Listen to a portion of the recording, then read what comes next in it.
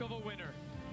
And 1994 belonged to Rick Folk, the Canadian men's curling champion, Labatt Brier winner. And then weeks later, with the maple leaf on his back, he won the world. Rick Folk, Canadian and world curling champion. Now they're back, trying to defend and maybe facing their biggest test of all. Folk in a must-win situation as we enter the final round. And along with third, Pat Ryan, looking for a fourth Brier championship. The team from Kelowna knows it's all on the line. Round 17. And if he hopes to defend Canada and the world, Rick Folk must win tonight.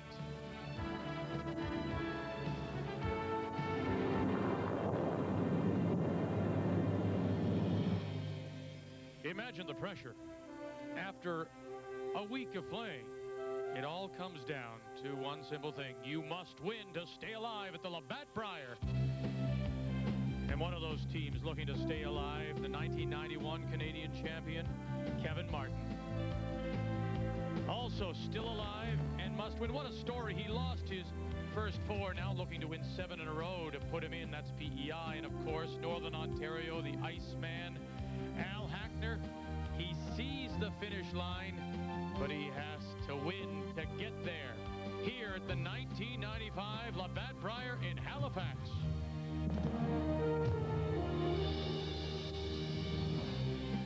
Walking tallest of tall, it is Kerry Burtnick in Manitoba. They will finish in first place after round robin. Nobody can catch them, but casting a big shadow. Alone in second, Saskatchewan.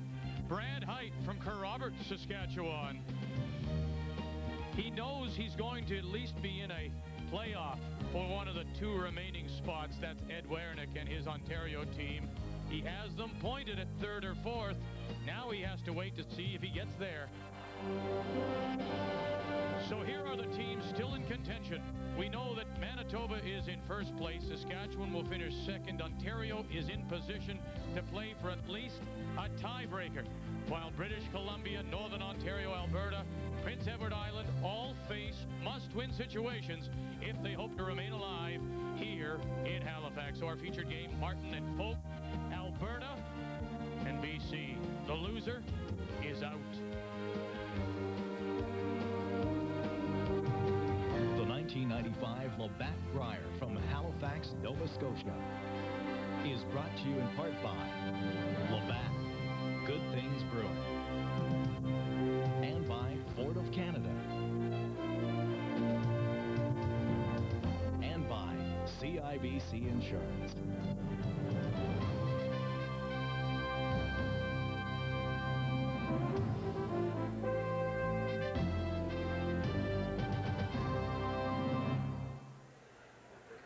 Hello again, everyone, and welcome back to the Metro Center in Halifax and TSN's continuing coverage of this 1995 Labatt Brier. So here we go.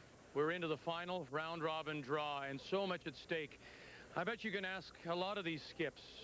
Think about a game that you may have given away, and they'll tell you, sure, there was one throughout the week that maybe would have prevented them being in this situation. To put it simply, we could have just the 4 teams, Manitoba, Saskatchewan, Ontario, and one other in the final 4. Or we could have 3 teams playing off for those final 2 spots, or we could have 4 teams playing off. There are important games on the ice tonight, and we will keep you up to date on all of them, including our feature, and that is British Columbia, the defending champion, Canadian and world champion Folk against Martin. The loser goes home. The winner at least has a chance to be in the playoffs. Linda, right? Well, you're right, Victor. The combinations are unbelievable. Who can win this thing, I don't know, but I made a mistake at supper time tonight. I walked through the Brier patch, and everybody I ran into said, Moosey, who's going to win this thing?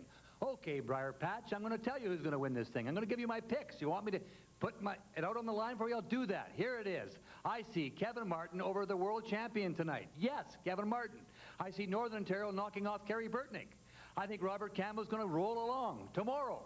I see Manitoba beating Saskatchewan. It's going to be a Manitoba-Alberta final. Now, you want my heart? I'm telling you my heart. It's Manitoba. Don't take it to Vegas, but that's the way it is. Anything else, Ray? That's it. Oh, that's it. Okay, well, I do agree with you about one thing. I think tonight in our feature game, Alberta and BC, Alberta has an advantage going into this game. Kevin Martin's coming off a great game against Ontario and Ed Werenich. He made some terrific shots, a saving draw. On this ice, that's not easy. During that game, he made a good one.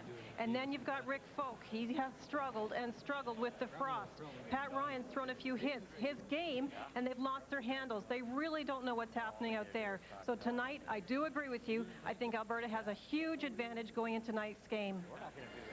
So we're all set to go, and we'll keep close eyes on Prince Edward Island. Must win for Robert Campbell, as well as Northern Ontario. Al Hackner must win. And, of course, our featured game between British Columbia and Alberta. The winner stays alive, and the loser is out of this 1995 Labatt Brier from the Metro Center in Halifax. And it's all right here on TSN.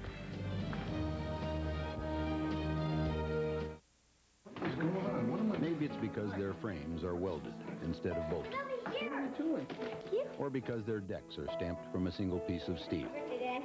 Oh, you guys. Or maybe it's the fact that they have a high resale value. Oh, hey, I always wanted one of these. Thanks. But the truth is, when people are asked what kind of lawn tractor they'd like as a gift, Happy birthday, Dad. most say the same thing. Protector, a razor so sharp it has to be kept behind bars. Protective guard wires ensure that while the shave is close, there is no safer wet shave. Protector, only from Wilkinson Sword. There are some things you can't put a price on.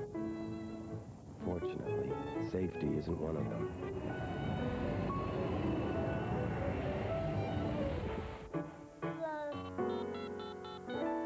Hi, roadside assistance. Cantel Amigo for $19.95 a month with no setup fees and no long-term commitment. Because if you had to put a price on safety, this is it. Cantel Amigo. I saw a vision of what this house could be for us. He took it all the way down to the plaster. This is our first house.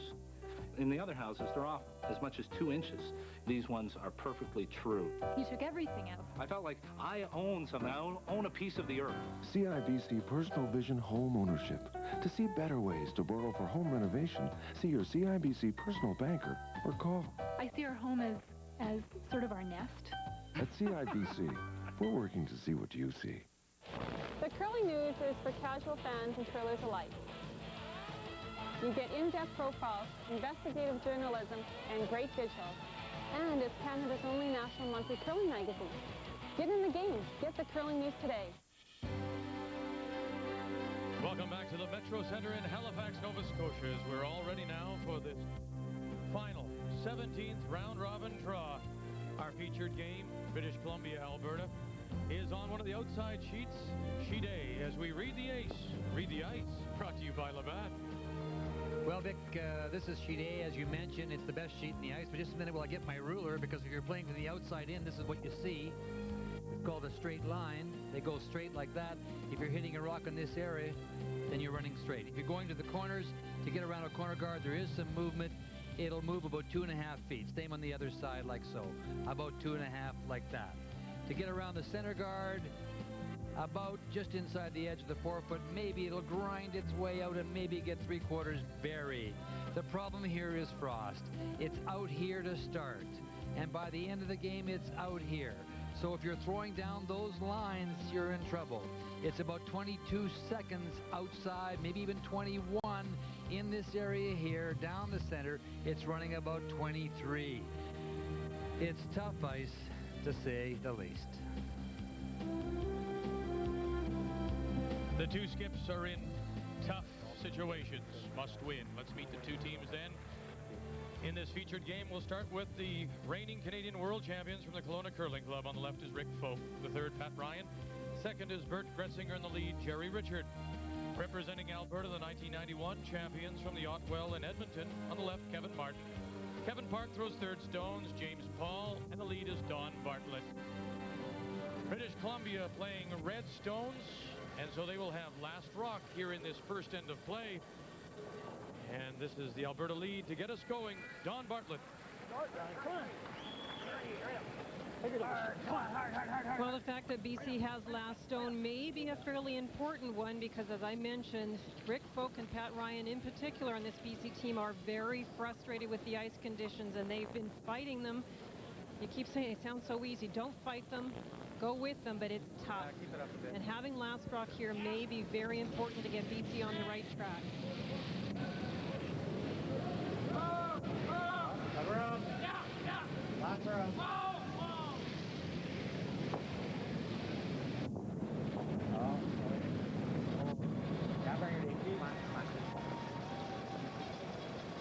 Now, is he looking for the corner there, or did he want to come in? He wanted to come in around that guard. It didn't really come in, but it's pretty tough to hit and roll in as well. All right, I mean, I find that curious that he goes with that turn to get in there. Actually, that's fairly normal for the team with last rock. You try to keep it away from the center, so rather than playing the center line come around, you play the outside come around. Don Bartlett. And as I mentioned, the hits here are tough. Very unlikely that anybody's going to get an inside roll on you, even if the rock's open, because it falls away to the boards.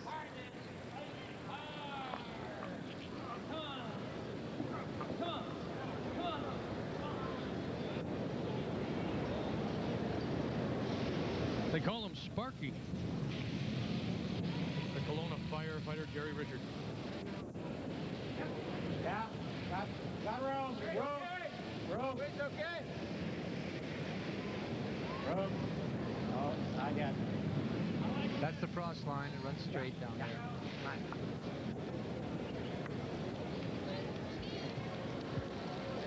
This is the best sheet of all four. Regular.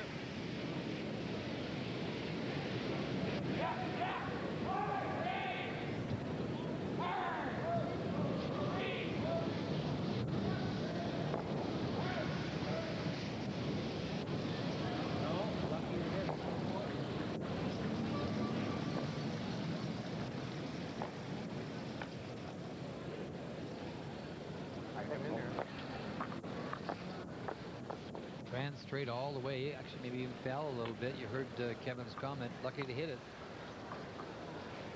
Can't put them outside when you're out there. You got to. If anything, you can turn them a bit and get them started. And that's why BC keeps trying to put them back in their spot. As I said, they curl them most with draw, and they maybe can get a corner covered. If they can do that, it will be tough to remove. And you're right, Linda. If you come out of the, when you're coming out, if you can get it to come out of the frost a bit, you might get a bit of movement at the end, and then it's almost impossible to get it out. Bring it back. But you know, our viewers can see if you line up the edge of the light blue there, it ran straight, even maybe came back a wee bit. There's the brush right in the center of the stone. Outside in is, as I mentioned, reading the ice segment, you can do it with a ruler. James Ball, the part-time drag racer, as we play second stones here in the first end. British Columbia with the hammer.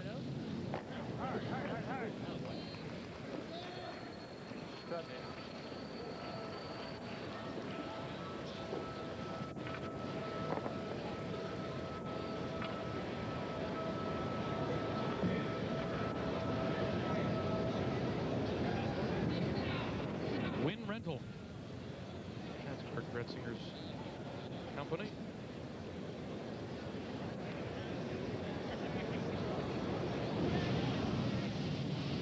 Wow. Yeah. Wow. Attaboy. Good rock.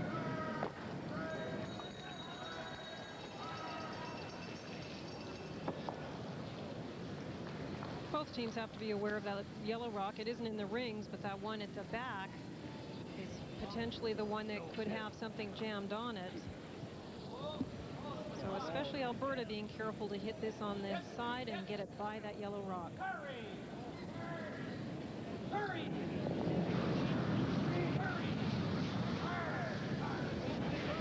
The Alberta third is 30-year-old Kevin Park.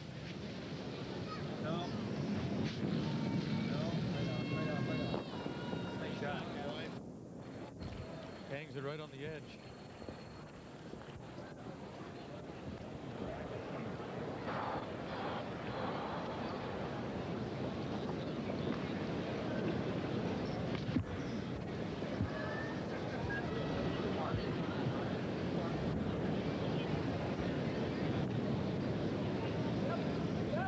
You're spinning big or what?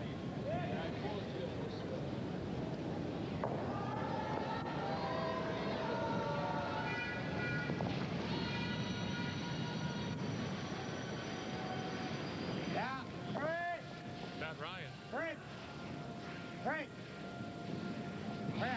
Hurry! Whoa! Hurry, roll it! I was going to hit first on it. We had to wait and let it hit. But that's, Yeah, we had to wait and let it hit. yeah. Stone at the back is out. A little roll now would be nice. Flop and It stop. would be, but as we've seen, rolls are tough to come by.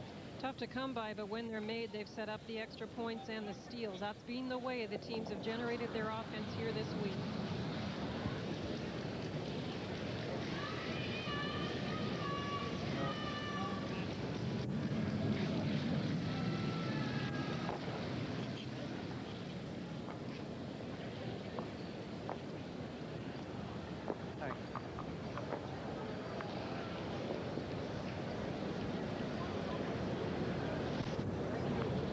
They've given that outside-in draw attempt several chances, and it really hasn't come in for them, so they will make the other turn now, the in-turn attempt.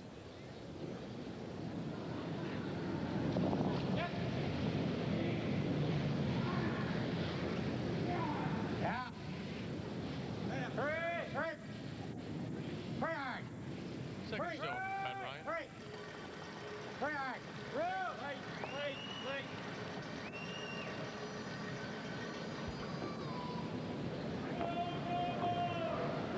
He threw that about here. Had your button, eh? Yep. Can't Well, take there's any more. movement there. It's just not enough weight. Go. Oh no, they should be able to hold it on the sweep though. Yeah, it came in nicely, especially once it got by the guard. It continued to curl, and you don't always see that. Looks like about 12, eh?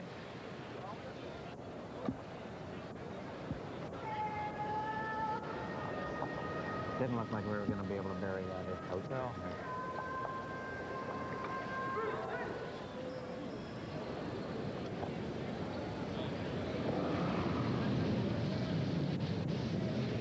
Good line on it. Alberta's Kevin Martin and his first stone. Good line. British Columbia with the hammer here in this first end. Yeah, no, it's heavier than fish. Okay.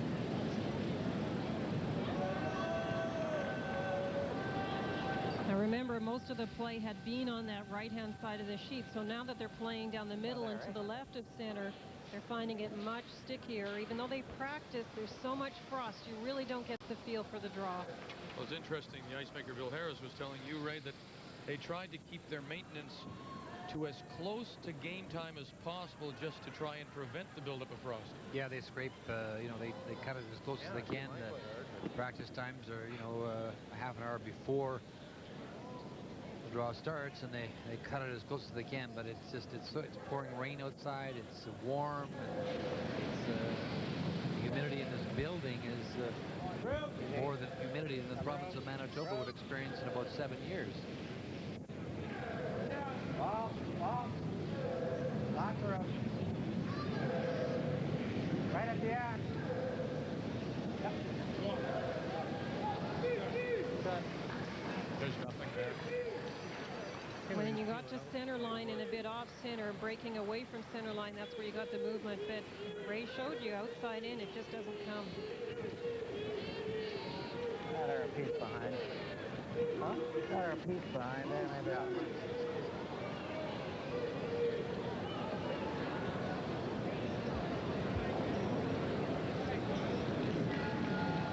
I get the impression, having watched it now for over a couple of days, is that a key is when you're throwing the stone, you have to be right at the brush, right at the broom, because outside floats inside, and then you probably lose it.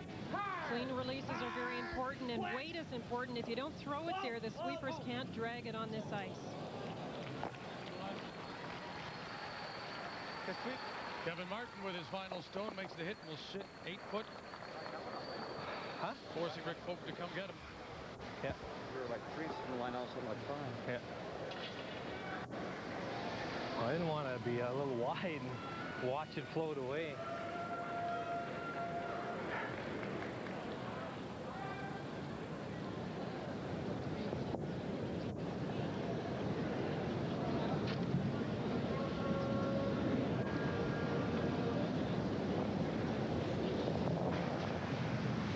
Stone of this first 10. Rick Folk looking to blank if he can. But even getting the roll out has been difficult. All right. And not this time. Right on the nose. And so British Columbia will take one here in end number 1. Don Bartlett and Jerry Richard will do battle at lead. James Paul, Bert Gretzinger are the seconds. Kevin Park and Pat Ryan at third, while it's Kevin Martin, Rick Folk, the skips in this featured game of the 17th round of the Canadian Men's Curling Championship, Alberta and British Columbia. We bought the Ford Windstar for its space and comfort, especially space. We have 5 girls. I drive them to their music lessons, swimming, skating, hockey. It holds all of their things. They really like the Windstar. I hope we can raise them up to be responsible and giving good adults. I know it sounds crazy, but yeah, I took the high endurance challenge from Old Spice because I didn't really think it could work better than my old deodorant. But it does. It evaporates less quickly, it also lasts longer, protects better against odor. Try it. If you don't think it's the best, call 1-800-PROVE-IT and they'll buy you a stick of yours. So if you still think every deodorant works the same, take the high endurance challenge from Old Spice. Because now you got proof. Guaranteed. Rust. What it can do to the outside of your car. Weak, neglected antifreeze can do to the inside.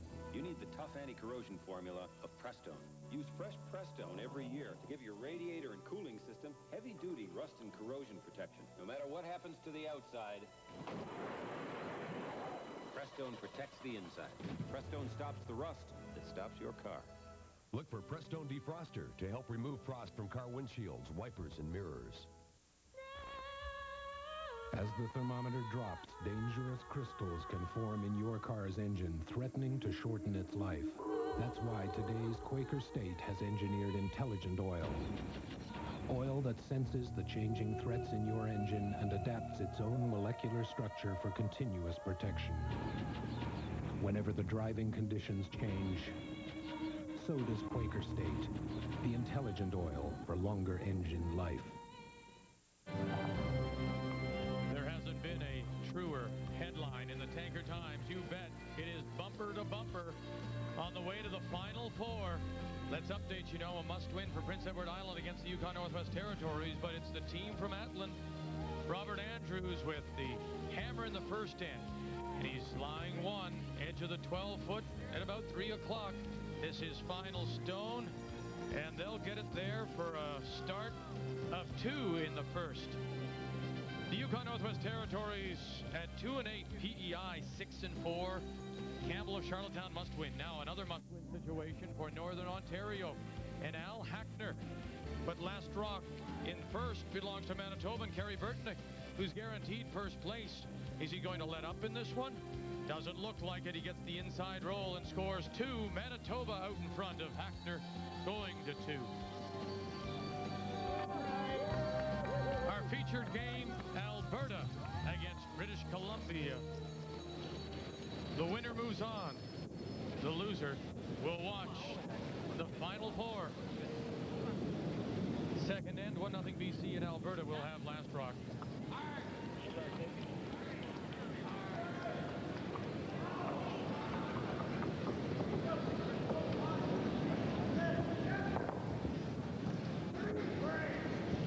Folk is a little more conservative skip than some, and so rather than put out the first rock short with the free guard zone rule, remember, it couldn't be removed from play, but the opponent could draw around it. So he prefers to put the first one in, let the opponent throw up the corner guard, which also cannot be removed from play, and then come back to the middle with a tight guard if he can. Okay, that's good.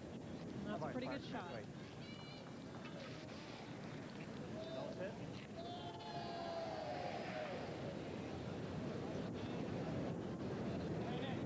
Straight back to hopefully get them both.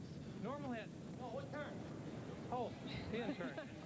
Well, there's another example of how straight the ice is. They had to ask which turn. Normally you know because you know which way it will curl and which way it will go straight, but near center line, both turns are very straight. Playing the in-turn run back, and yes, Vic, they wouldn't mind just sitting there and getting them both off.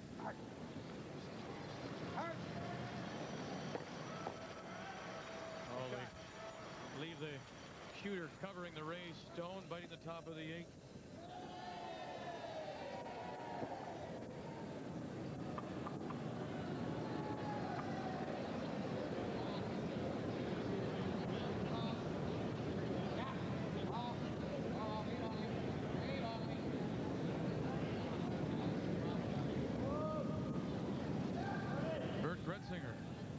The BC second here in the second.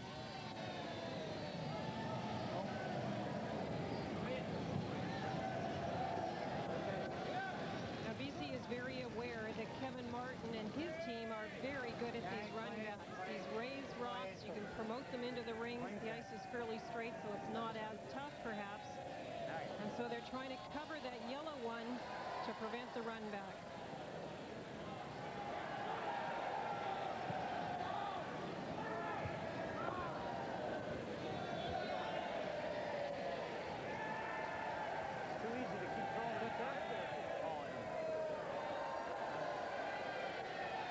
Kind of wait. Even the red one's fine. Yeah, you're going after the yellow.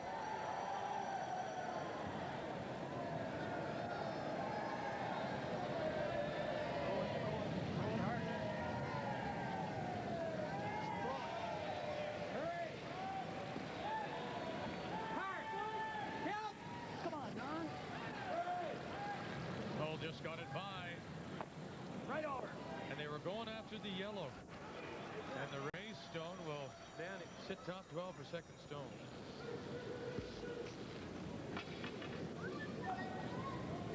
Boy, I tell you what, Ray, we've seen it. There's just no action off them. I mean, you could hit it with a ton of weight. It just seems like they're almost freezing into the frost. There's that much.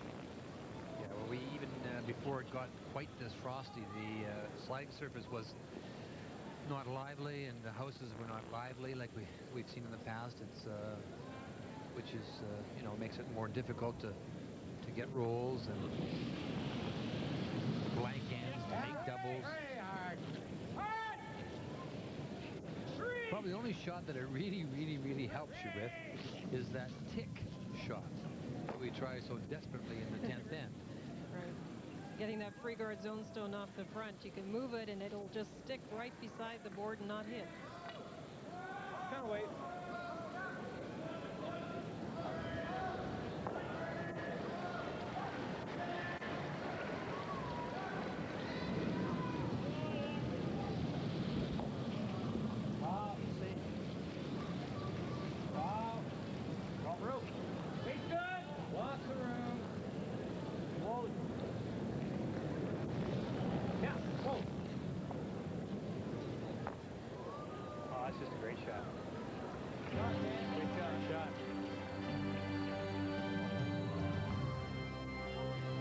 Talked about rocks a lot here. Ice and rocks has been the story.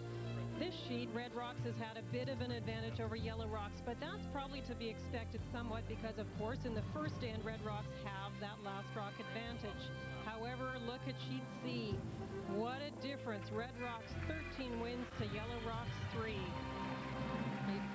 You can say some of it's based on coincidence, but when the difference is that much, really seems like something's maybe awry over there on sheet C. Awry? Awry. But you were a home ec teacher, not an English teacher. Awry. The one interesting thing, of course, tonight, the sheet C game, because because of what happened this afternoon, does not impact on the playoffs. Hurry! Hurry! Oh, great shot. No.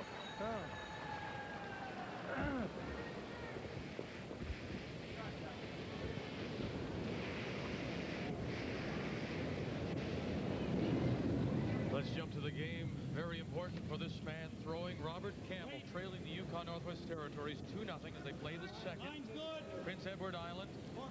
They have won 6 in a row after losing their first 4, and he is drawing now. He needs a piece of the blue with a final stone. He's drawing against 3. Everybody is out. Everybody is out. Everybody will get it there for 1. Robert Campbell, what a great story. Well, since his win over Bruce Lomas have kept him in contention, obviously the East Coast fans from Nova Scotia here have turned and are behind PEI, the island, and Robert Campbell. So there's a lively crowd tonight cheering for Robert.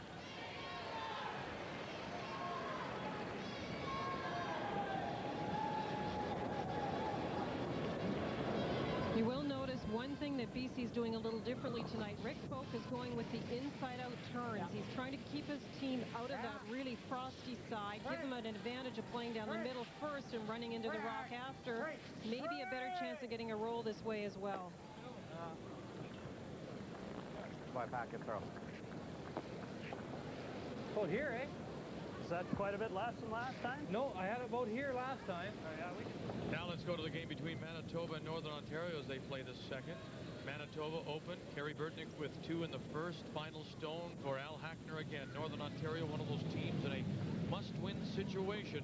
Final stone, and this one is facing 4. 1 back button, 1 top 8, and 2 in the 12-foot.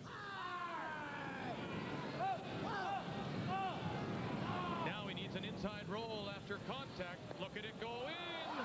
Oh my!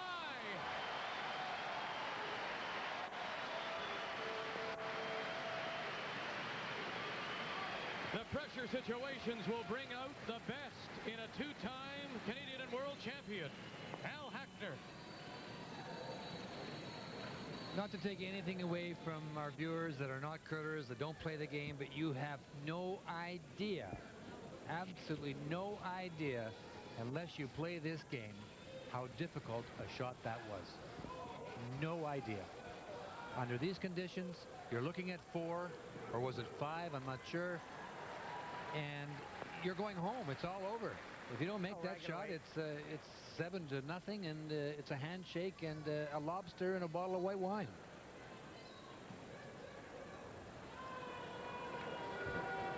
Here's again Rick Folk going to the wrapped broom because of the frost on the ice, trying to prevent the frost from grabbing the broom in his slide. He's going after a rock that's about half covered. Wow. Whoa. Rick Folk, first skip stone here in the second.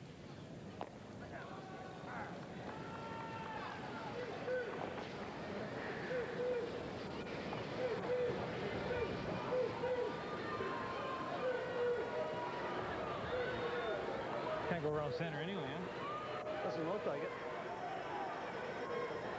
This should curl a bit.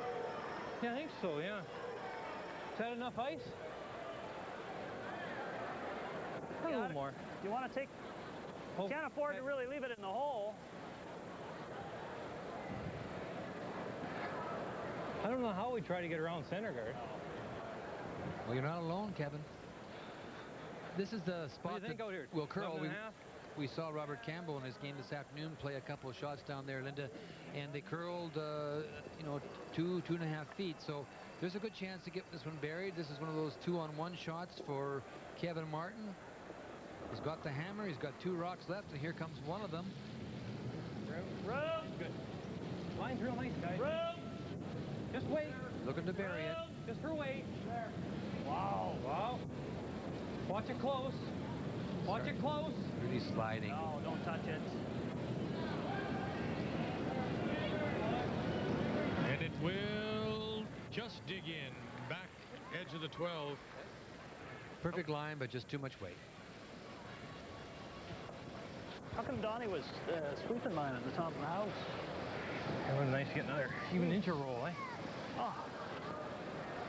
I thought you were going to roll further than it did anyway. Just Well, I thought for sure it was going to get at least 3/4 buried. didn't do anything at all.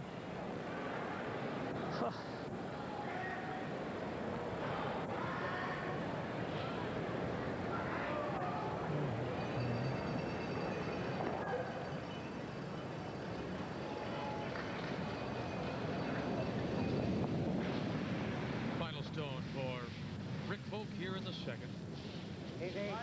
Just trying to follow down the path of that last one, and that's not always easy. Stone's a little inconsistent on this frost. Whoa, right off. Right off. Right off, right off. Great shot.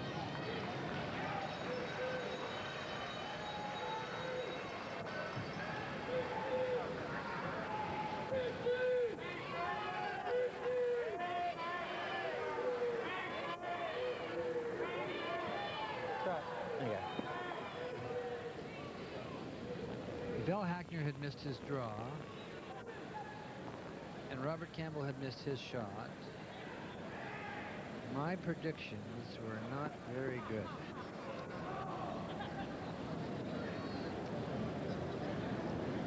Thank goodness. We just thought we'd let you figure that out for yourself. Yeah, There's I no did. sense in us pointing them out. Oh, and you'll never mention it No, again. never. No. You fence-sitter, you. That's right. Final stone looking to blank. Looking for the blank. Yes. You bet. So Kevin Martin and Alberta will blank this second end of play, and Martin will maintain control of last rock. Rick Folk with the 1-0 lead. Oh, the pressure. The pressure to win. Winner takes all here in round 17.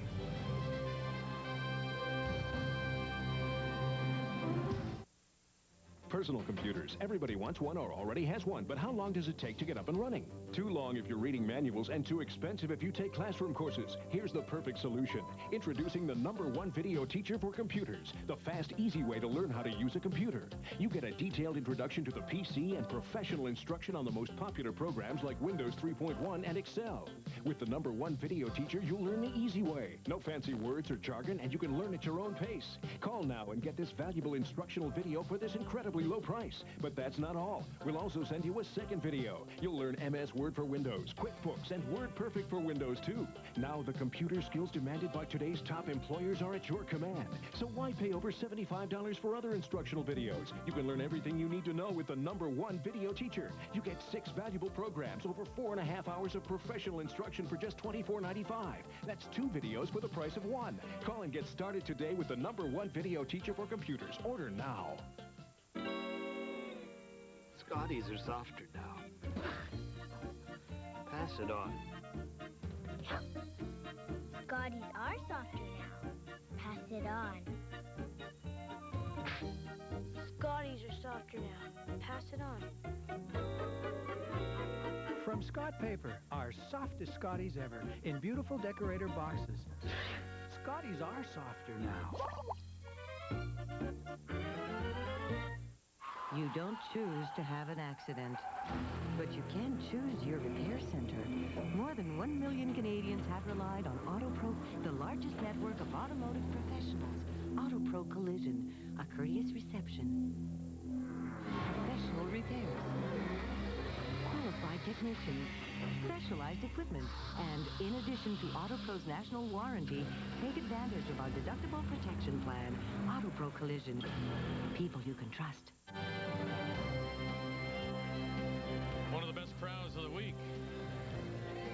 Oh, no, don't say that. He thinks he owns the network already. Oh, dear. What a clever sign that is. We're at the Metro Center in Halifax for the 17th and final round-robin draw of the Labatt Brier.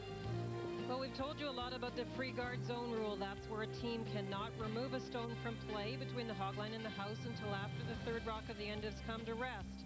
So if we look at the trend, in 1993 there was no free guard zone rule. Look at how many blank ends there were. The play was fairly wide open. Total points, not too high, but look at 1994, we add the rule, now down to 92 blank ends and 773 total points. That's 100 more total points during the Brier in 1 year because of the rule. To date this year, they're projecting forward, projecting 792 total points this year at the Brier because of the introduction of that rule that encourages aggressive play and prohibits takeouts on those guards. And I find interesting, I realize it's only this point, the number of blank ends it would appear down, stolen ends as well, but that might be due to conditions. Yeah, we have to be a little careful with that, but definitely from 93 to 94, we see some huge differences, and I think everybody agrees that the differences are good. They're encouraging aggressive play, some exciting shots. People didn't really like the blank ends. They weren't that interesting, and people still use blank ends. Let's face it, the last end was a blank, so it's still happening, but not as frequently, and it's very exciting play.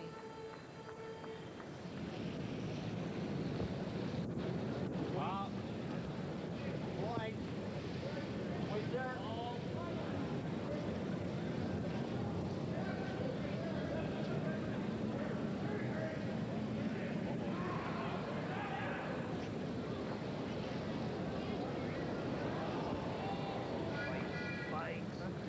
Go through.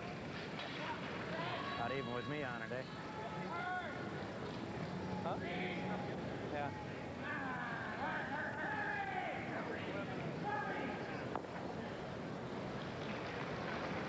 British Columbia with the 1-0 lead. BC got their single in the first with Last Rock.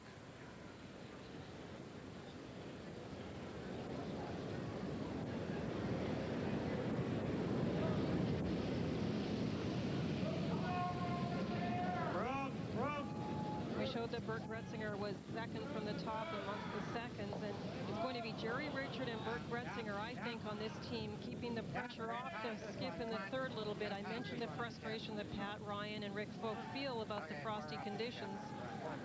If they can keep those stones in play, the one in the house nicely guarded, that's a huge advantage. Wayne Charteris, though, of Saskatchewan is the top second. And his around-robin play, of course, is finished. Gretzinger, Meekin from Manitoba, and O'Rourke at PEI. But it's been a wonderful week for Wayne Charteris, playing second for Brad Height of Saskatchewan.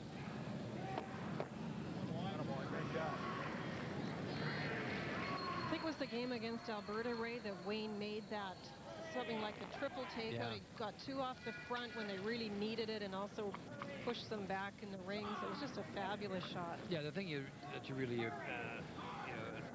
notice about him is that I don't think I've seen a complete miss.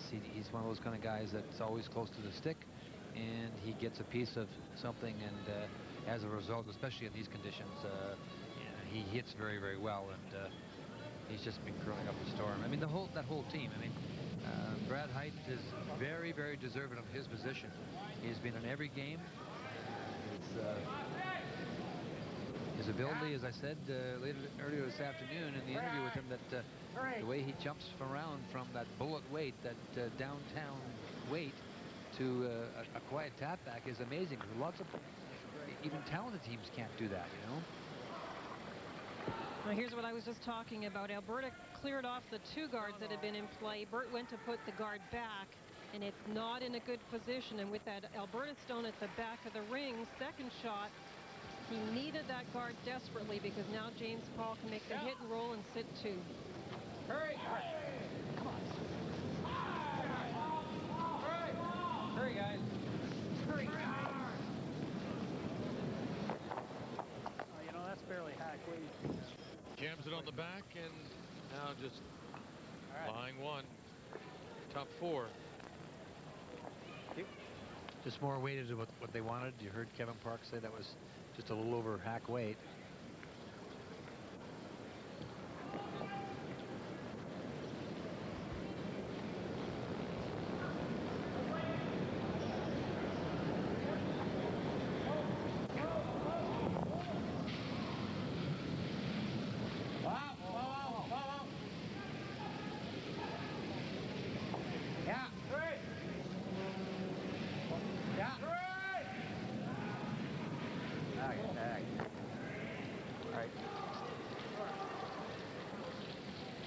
Well, this is about the distance of roll that you can kind of get sometimes. It's those long rolls that are impossible in this condition to be able to judge or even to have any idea when to call sweeping, when not to call sweeping.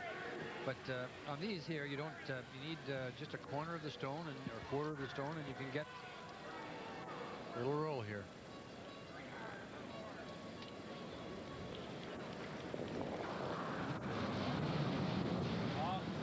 Kevin Park. Clean. No. Clean. Wow. Whoa. First stone for the Alberta third here in the third. No.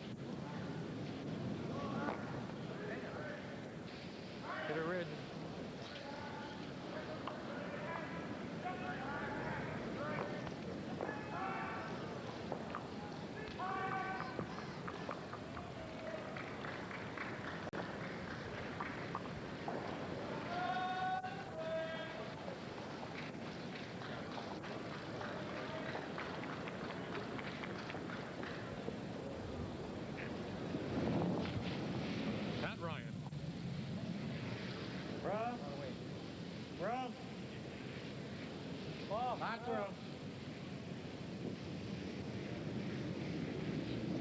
At the end. Not yet, not yet, not yet. Not yet, not yet. I'll leave it all the way. Watching the final stone of the Yukon Northwest Territories, Robert Andrews of Atlin has to hit and stick right there for one. And he rolled it into the top of the 8 for the single point for the team from way up north to take a 3-1 lead over Prince Edward Island. Through the house. Robert Campbell from Charlottetown to have Last Rock playing 4.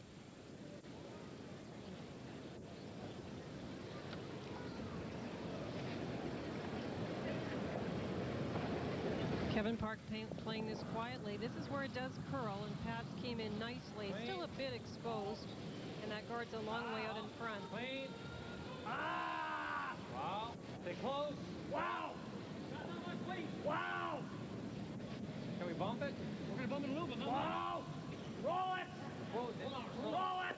We'll just quickly go to the game between Manitoba, Northern Ontario, in this must-win for Al Hackner from Thunder Bay. And this a draw for 2 for Manitoba. And Kerry Burtnick will put it 4-foot T-line and pick up his deuce. Kerry Burtnick, the 1981 champion. Last time the Brier was held here in Halifax, now leads 4-1. He knows he will finish first in round-robin play.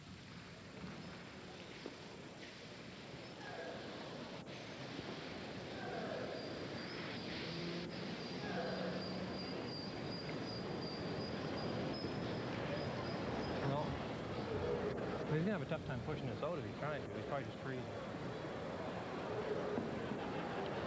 With that last rock of Alberta's, all they were trying to do was get that rock to be shot rock and as buried as possible. So they left it right till the end, took a nice little curl at the end. That means Rick has to be careful. He has to throw just draw weight. Whoa! Let it move in at the end like the last one did. Stay close. Wait, yeah, Line I'll good. be there. Hurry. Come on. Whoa. Yeah. Hurry. Hurry. Hurry. Come on, guys, hurry. Hurry hard. Hurry. Pat Ryan jumps out to help Jerry Richard, Kurt Gretzinger.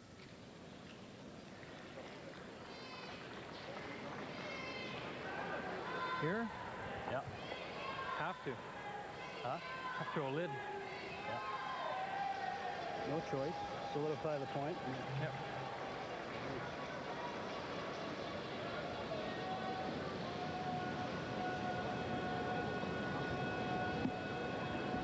Right in front.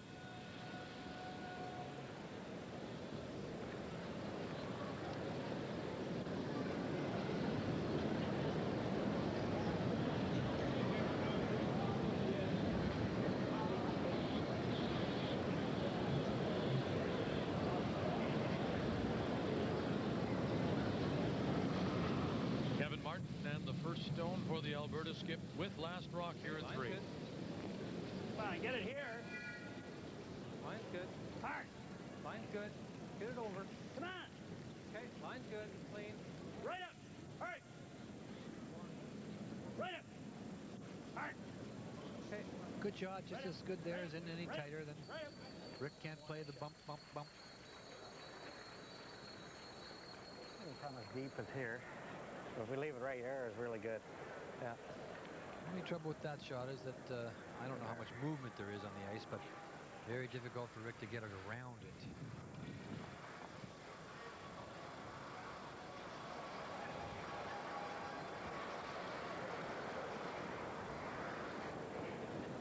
Whoa, where did that line come from? In that area right there. I wanted to try to keep it on for a while. No chance. It appears that if he gets it in front of that red rock and his shot was then jammed back with Kevin trying to tap it back, Kevin would only get one. So maybe a couple of chances to get it in here, but he certainly has to get it to move. Right off. Whoa. Copy. Boy, it's just staying out there. Take it through. My goodness. Hurry. All right. Whoa. Right up. Come on. Well, they don't want anything for Kevin Martin to draw to, so they just took it as far as they could.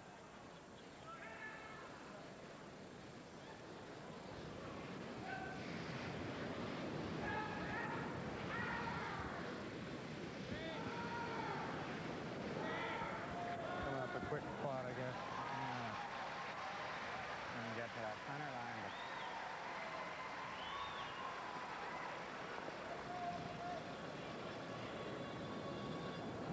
Off the beaten trail there. Straight draw for the one, or could he get across and just give that Redstone a little nudge to get to? Really straight draw. You heard him just say this is a fairly new path they're playing down. He's a little unsure of that weight. Hurt. Probably need help, Kev. Come on. Come on. Come on. He's got one. Come on. Good. Okay. Hurt.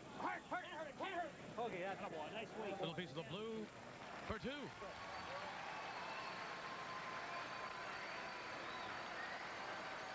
So Alberta and Kevin Martin in this must-win game for both Rick Folk and Alberta. Martin and Alberta with the lead. There is something special about owning a John Deere. You wake up a little earlier on weekends. You skip morning coffee. And you really, really hate it when it rains. From trimmers to lawn and garden tractors, your John Deere dealer has all sorts of ways to make your work more enjoyable.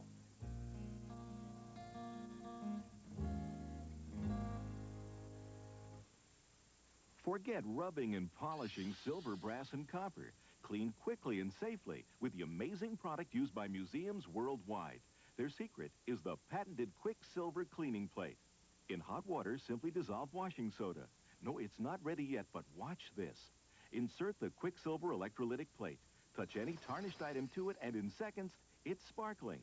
Clean many objects together with no smell or tainting. Pieces are instantly table ready. Quicksilver also cleans quality brass and copper, and especially gold, fine jewelry, even precious stones. Look how Quicksilver cleans intricate patterns that trap other cleaners. Simply revolve large items. Where water flows, it cleans. Quicksilver is environmentally safe and lasts for years. No mess, no fuss. The astonishing Quicksilver cleaning plate. Only $19.95 and $4 postage. Call 1-800-427-1151. That's 1-800-427-1151 to order now. When two-time world champion Ed Wernick started using the hammer, people laughed. Hey, yeah, it looks like a toy. Last year, Ed's team was the leading money winner on the Pro Tour. Now who's laughing? When Ed Wernick first used the hammer, people laughed. World champion Russ Howard is the winningest skip in Brier history and Ed's #1 rival. Russ has chosen the hammer. Now who's laughing? For more information about the hammer with quick change faceplates, call 1-800-567-7757.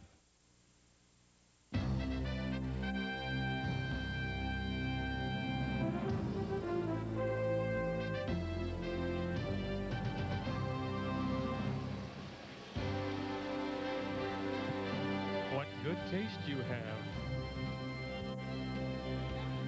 Glad you could be with us. Yes, we will be in Kamloops next year And, of course, Brier Bear will be there, too. Brier Bear celebrating a birthday. In fact, they're having a birthday party for Brier Bear at the Dartmouth Curling Club later tonight. This is the page system. First, second, third, and fourth. First and second will play. The winner automatically goes right through to the final. Second place has a second chance against the winner of third and fourth. The winner then meets the first place winner in the final. And that's how you declare your 1995 Labatt Brier champion. We know Manitoba will be in first. We know Saskatchewan is second. What we're trying to figure out in this last round robin draw is who will be third and fourth. And we think all the possibility is there to go to tiebreakers, but the way scores sit right now, there wouldn't be any. Still early, though. Well, nearing the midway point of this 17th round. The BC lead is Jerry Richard.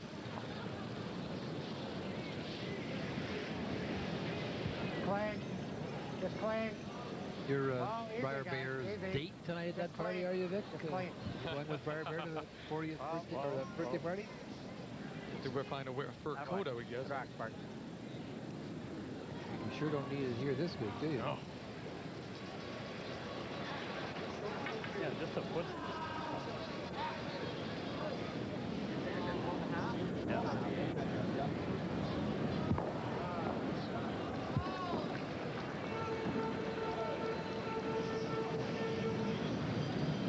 Two guards up in front. Alberta will try and come around the middle one. Of course, BC hoping they don't make it, and they'll have a chance to use their corner guard and get something going. Looking for two this end. No. Side by each.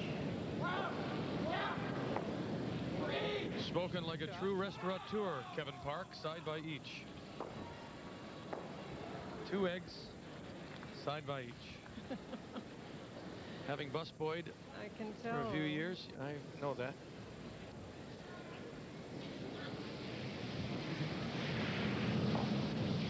Yeah. Yeah. Wow. Wow.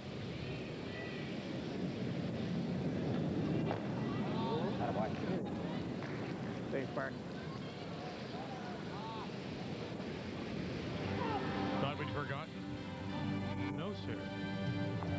First clue of this round's Labatt Brier puzzle. 1, the Canadian Juniors. More clues to come.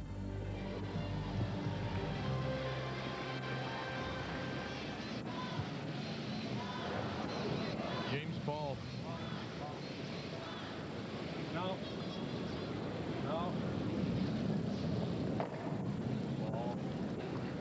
Good stop. Was that your guess, James Paul?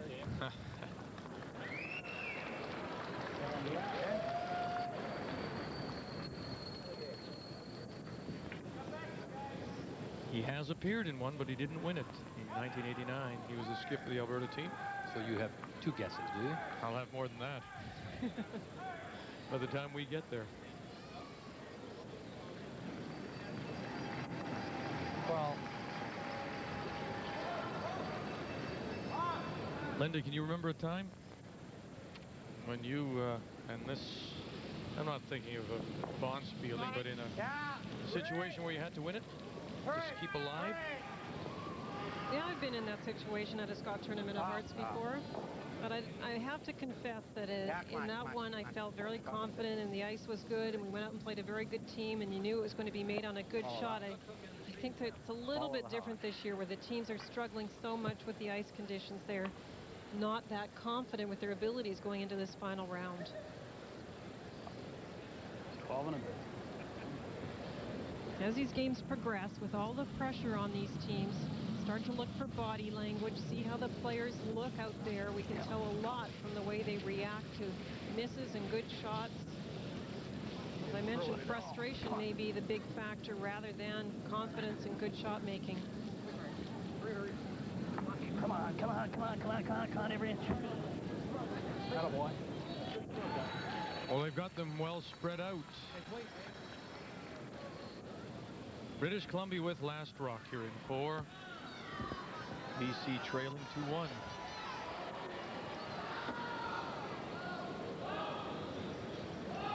Well, Bert Gretzinger's come up short a couple of times when they needed a key draw or guard this game. He has a chance to get a good hit and roll here. Yeah. Break. Hey! Okay. Oh, boy.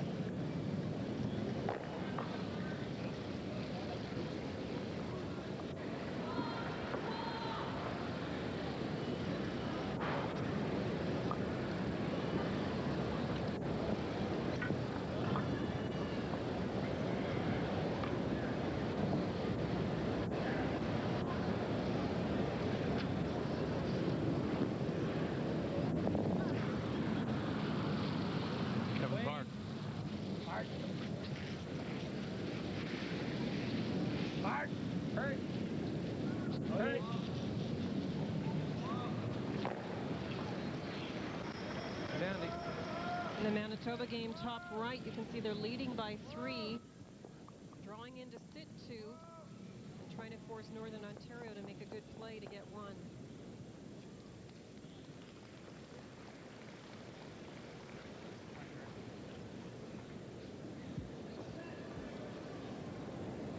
Lots of pressure on Northern Ontario, of course, trying to make the playoffs as well. Well, he was looking at 4 last time he went down to throw his last rock. He's looking at 2 here. And this is a game of pressure. If you keep the pressure on your opposition long enough times, eventually it's going to happen. You're going to steal some points. So here we go. Manitoba leading 4-1, lying 2, and Al Hackner settles in for his final stone in the 4th in a game which is a rematch of the 1981 final, in which Burtnick came back to score 3 and 10 and take the title right away, pick the pocket of Hackner. And now, isn't it ironic, in this game, Burtnick with a win here would send Hackner home. It's got to stop. It's got to really dig in. Dig in time. No, it won't. It'll be 1 red. It'll be a steal of 1 for Manitoba and Kerry Burtnick.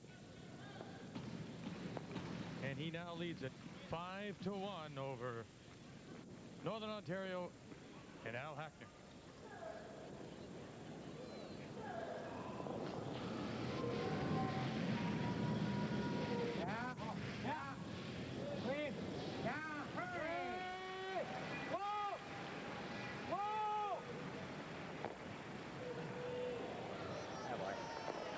Big shot that they need out of Pat Ryan. He's well known for his hits.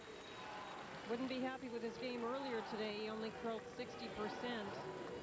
That was the one against Saskatchewan, so they need some big shots out of him tonight.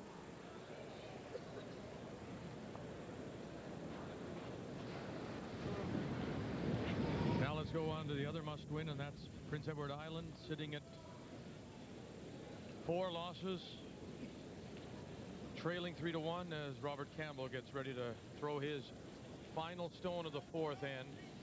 Now there's one other yellow guard on the edge of the 4, and so Campbell with his final stone has to come through the port, and if he can hit it straight back, Linda, he can score 3 here. The guard shouldn't come into play. You can see the rock is pretty close to center, and that guard's over a bit. Sit on the nose and pick up 3.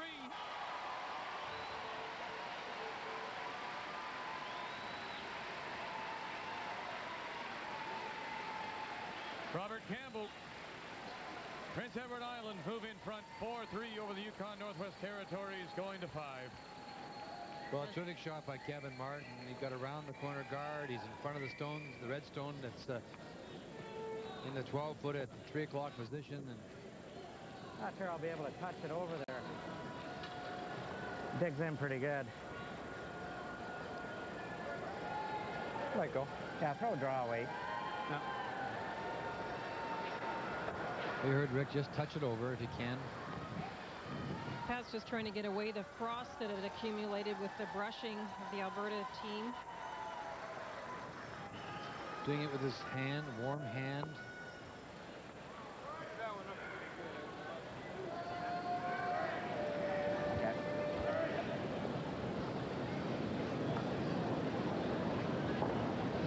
You can see the yellow tape on the brooms of Jerry Richard and Bert Gretzinger. That's new tonight. They were saying the brooms are sticking in the frost and their hands were sliding down the handle and they couldn't get a grip. So they went out during the dinner break and got hockey tape and taped up the brushes so they could get a better grip on them. Clean. Hurry. Whoa. Hurry. Trying to just touch the corner of this rock. No. Oh, you know, that was a great try, but with that frost, you really do have to hit those harder to get them to move. And it really is. It's like they embed themselves in that frost, don't they? What did somebody call it one year? The fudge. They called the frost the fudge. Oh, sorry, Ray, I said that word, fudge. I'd rather. There's no fudge here except up in the booth. I'd rather go out with the end. It's going to back up. It's going to back up. And not much left, I can tell you. My chocolate is already gone. How are you doing with yours? There's a few crumbs over there. If we roll out, it's not a big deal. Let's not talk about fudge, please. I've fudged out.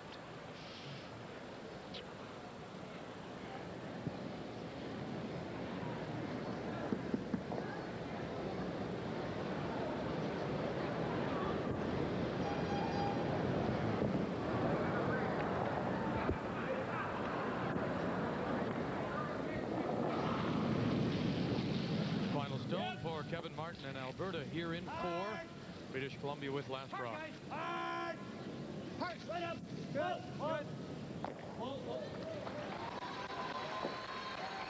And rolls it away.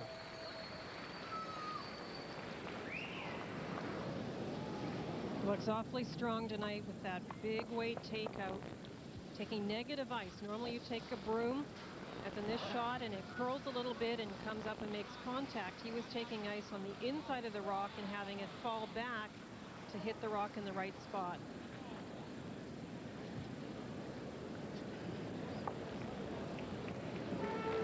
Just overdraw. Just back 8-foot weight is what he said. He tapped down to the stone. You can see where the broom was held. Pat's holding it right beside the edge of the stone, throwing it very quietly. Easy. Play. That's fine, then. Keep it clean. Right down the edge of the 4-foot. That's the light blue shading you see on your screen. No problem. Sits top 8 for 1 red, which means 1 for British Columbia and Rick Folk. So after 4 ends, in this 17th round, we're all even. Here at the Labatt Brier. As the thermometer drops, dangerous crystals can form in your car's engine, threatening to shorten its life. That's why today's Quaker State has engineered intelligent oil. Oil that senses the changing threats in your engine and adapts its own molecular structure for continuous protection. Whenever the driving conditions change, so does Quaker State, the intelligent oil for longer engine life. Forget rubbing and polishing silver, brass, and copper. Clean quickly and safely with the amazing product used by museums worldwide. Their secret is the patented Quicksilver cleaning plate. In hot water, simply dissolve washing soda. No, it's not ready yet, but watch this. Insert the Quicksilver electrolytic plate.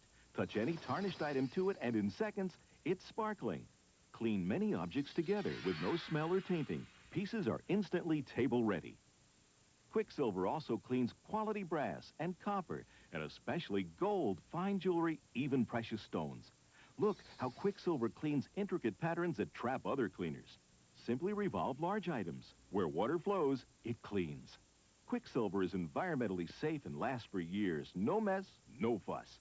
The astonishing Quicksilver cleaning plate. Only $19.95 and $4 postage. Call 1-800-427-1151. That's 1-800-427-1151 to order now. Hey, Vic, what are you waiting for? Let's go! Hang on, guys. I haven't checked the strategy column yet. The Curling News is Canada's only national monthly curling magazine. Subscribe today. Some of the words to describe Coldwell Banker people are caring, understanding, trained, professionals. Coldwell Banker. Support you can count on.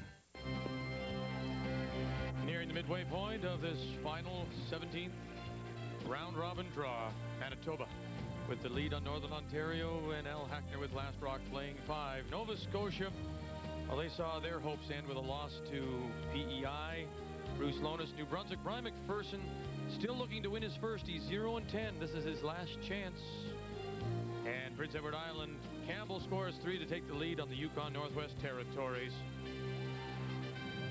If you like curling, you'll love this book, The Brier, by Bob Weeks, noted author and columnist for the Globe and Mail, and he joins us now with his perspective on the Brier.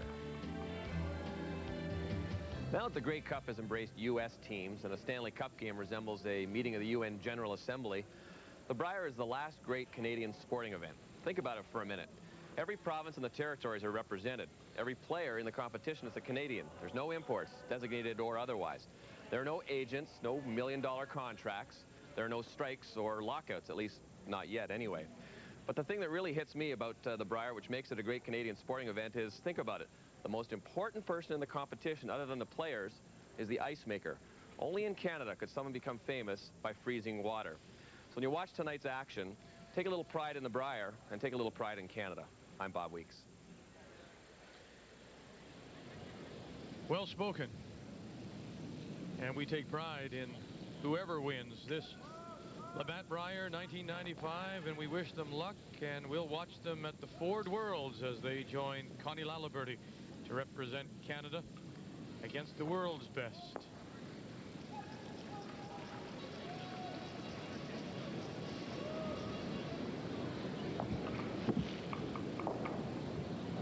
Linda Ray, a couple of notes. We want to thank Cindy Beasley from Bridgewater, Nova Scotia. She sent some fudge up here, which was really nice of her. Thank you very much. Got a note from about a birthday of Mr. Rexford Bush. He's an avid watcher. He's from Coldbrook, Nova Scotia. That's near Kentville. He's 81 today, so we wish you happy birthday. And Lorraine Lang, Linda Moore gave you this to say hello to and a happy birthday to. Well, it's Marilyn Bodo's birthday today, and we do wish her the happy birthday, and of course it's the big one. Marilyn Bodo, the 1986 Canadian Women's and World Champion from St. Catharines. Marilyn, we wish you happy birthday as well. Back here. 2-2. No more. As we go to the 5th end of play.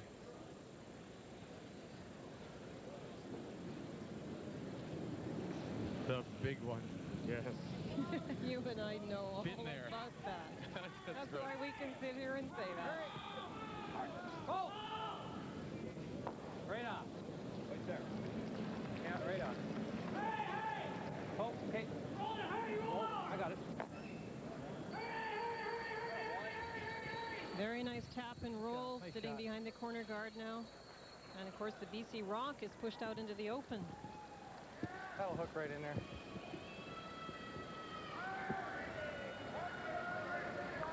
That's interesting. Pat Ryan thinks it will, as he says, hook right in there. It will. I mentioned it at the beginning of the game. Moving from the center line out, you do get some movement, and I think we saw a little bit more movement toward the side with the stands, and that's the direction they're going with this rock.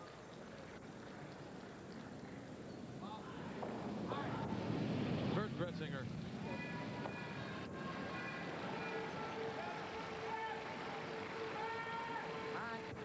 Okay, line cut. Line cut. Line cut, you guys. Oh, leave it up here if you can. Whoa, Pat, whoa. Oh. Just came to a dead stop. Here are the teams that were still alive and qualified for this year's Labatt Brier. Manitoba, we know, will finish first. Saskatchewan, Brad Height second. Ontario, Ed Wernick is into the playoffs, or at least a tiebreaker at 7-4. All the rest are on the ice with 4 losses. Now, we know in this game, one of the teams will be eliminated, and there are 2 other games involving teams at 4 losses. So the possibilities are there for no tiebreakers, 1, even 2. What a great shot, James Paul.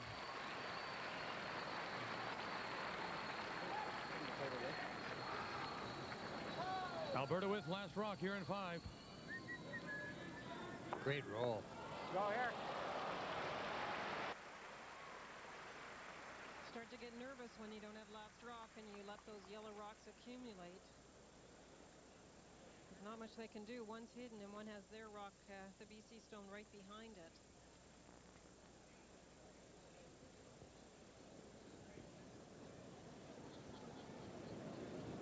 I thought it kind of strange that Rick didn't want to take that back a little further, the face of that stone, since he doesn't have the hammer here. I know the thought process is that you don't want him to come down and sit on top of it, but could have taken it back a little further so that when in removing it, you would have killed the back one.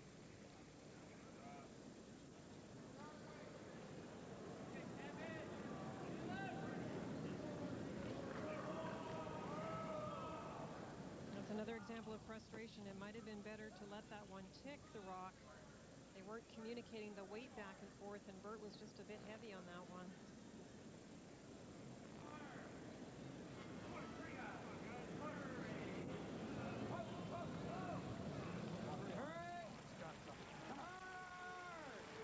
Right away, you could hear Kevin Bart say it's got something. It just started to spin, and you can see it's curling much too much. It's not bad. Not bad.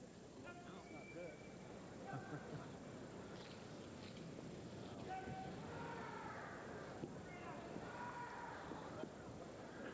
Didn't have a chance. So I said, well, James is sure coming to play today. I said, well, don't jinx him yet.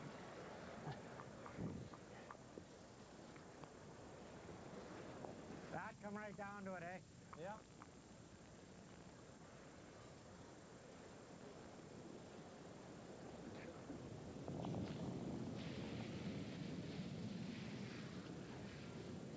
Hurry!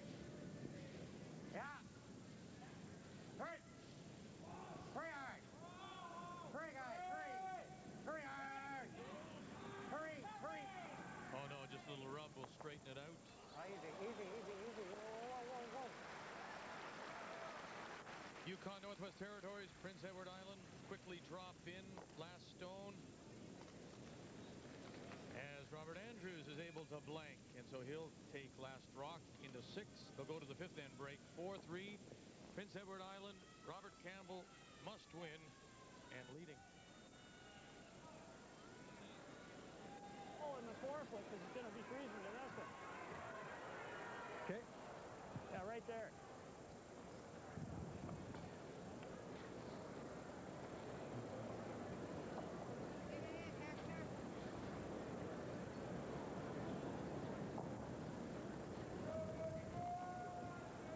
Try to keep this roll somewhere in the forefoot because he's going to be freezing over that. Live update, Manitoba against Northern Ontario. Manitoba leading 5-1, playing 5, final stone. Al Hackner from the Fort William in Thunder Bay. 1, 2, 3, 4, 5. 2, though, edge of the 4. Right on top, gets them both and sits there for his single to keep himself alive. Man alive. Faced 4 stones earlier when he got 1 and was throwing there against 5.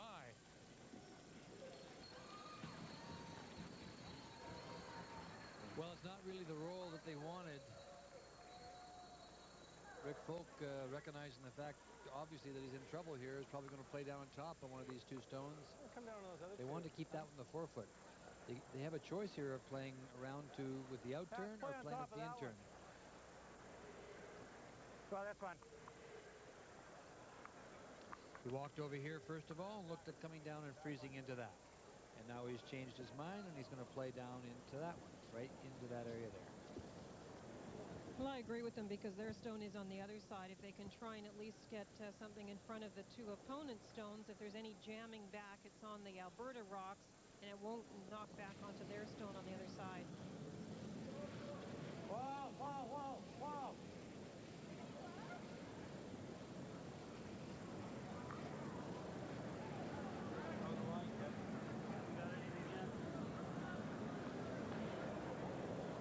And by.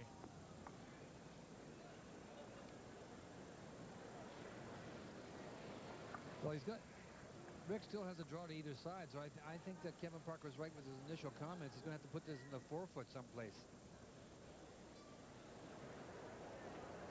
That's not a bad spot for it. Except on the shore.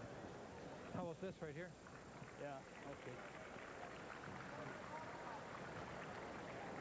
We'll just wait till Kevin Park gets out of the way there. Right where his brush is right there. They talked first of all maybe right about there. I'll just do that again for you and make the stones a little bit smaller if I can.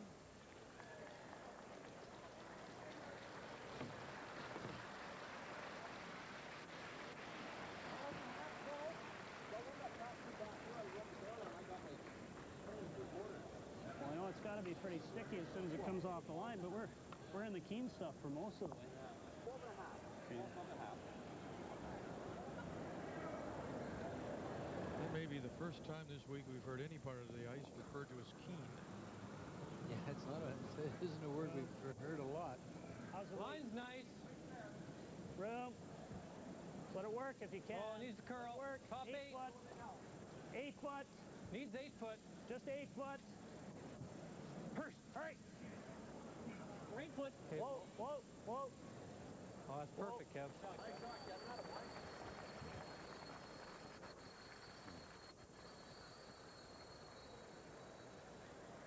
Well, there's a number of things you can do here. You could hit this one. Hit this one here. Try and maybe catch the double. That would go that way. And the other one that way. Then you could hit this one here, come down, hit this one here, and try and roll over in front of those ones there. You could put up a center guard. That's what he says. You want to put up a center guard? That one. Freeze to that ain't bad. Yeah. Yeah, might give us some breathing room. All right.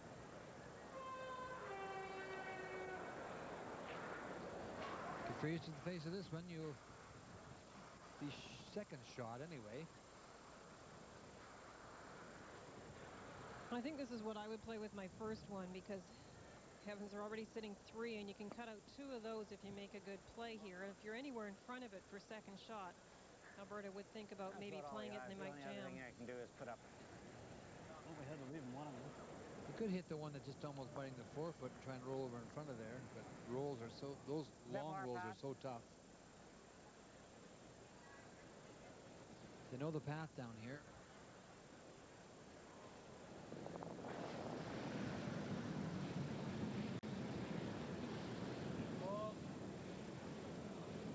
Rick Folk in his first here in 5.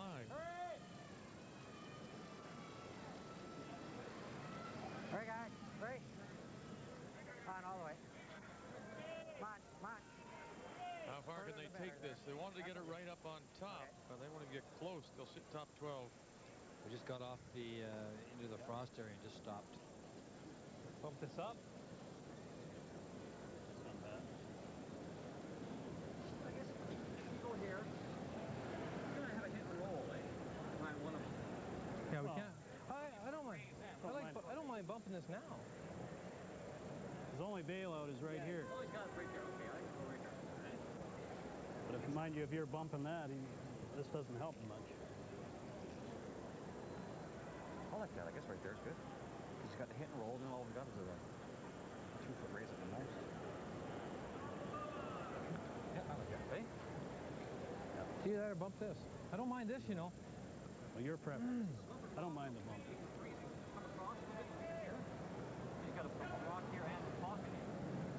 Not much of a It won't be pocket. coming across the face. If anything, he'll bump this and you roll it here. Yeah, let's do that. I like that. Or on the face. All right. You know the spot. That's a tough out-turn freeze. Yeah.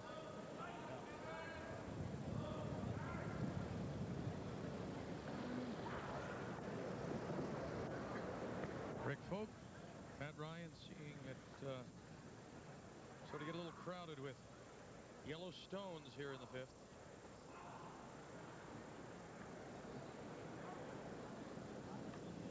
Well, in defense of his crown, he's backed into a corner.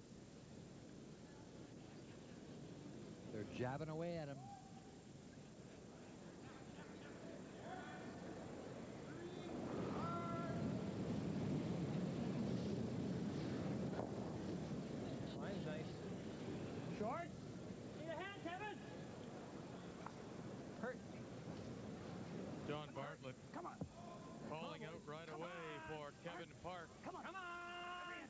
it's Bartlett, Come on, Paul, line, and perfect. Park. Come on. Okay, good, good, good. Move this. Nope. Oh, boy.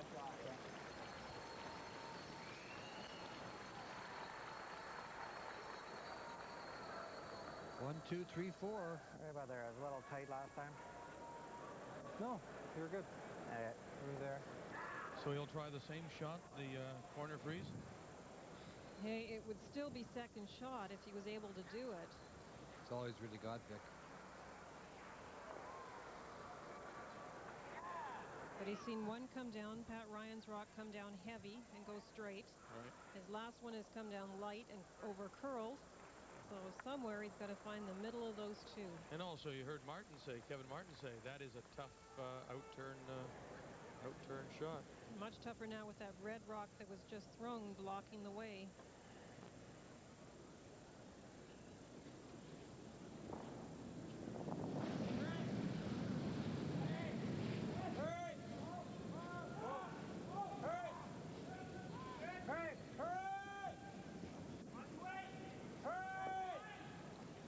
It's curling.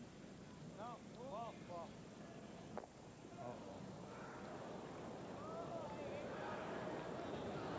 1, 2, 3, 4, draw. 8 foot, full for 5.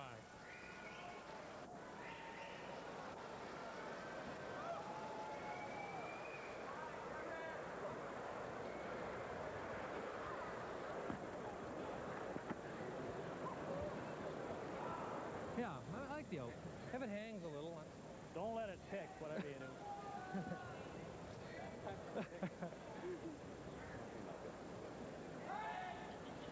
Outturn draw for 5. Oh, shit.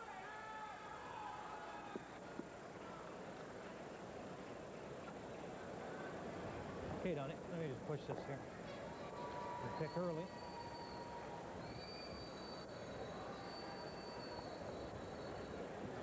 Two. And a golden opportunity. He's got 4.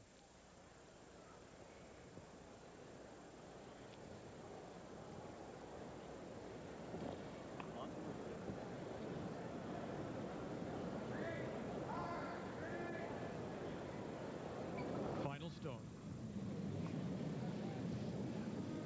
Line's nice. Good line on it. Likes the line. Perfect, a lot of room. It's out a bit. It's out Line's the nice. frost a bit. Needs to curl. James Paul. No off. Don Bartlett. Clean, clean. Full 8 foot for 5. Good line. Need to roll it. Full 8. Little bump. There it is. Count them up. 1, 2, 3, 4, 5. And if they were jabbing at the defending champion Rick Pope, they may have hit him now with the knockout blow. 5 in the 5th. It's going to be a long way back for Folk & Company. They'll trail 7-2 in a must-win game.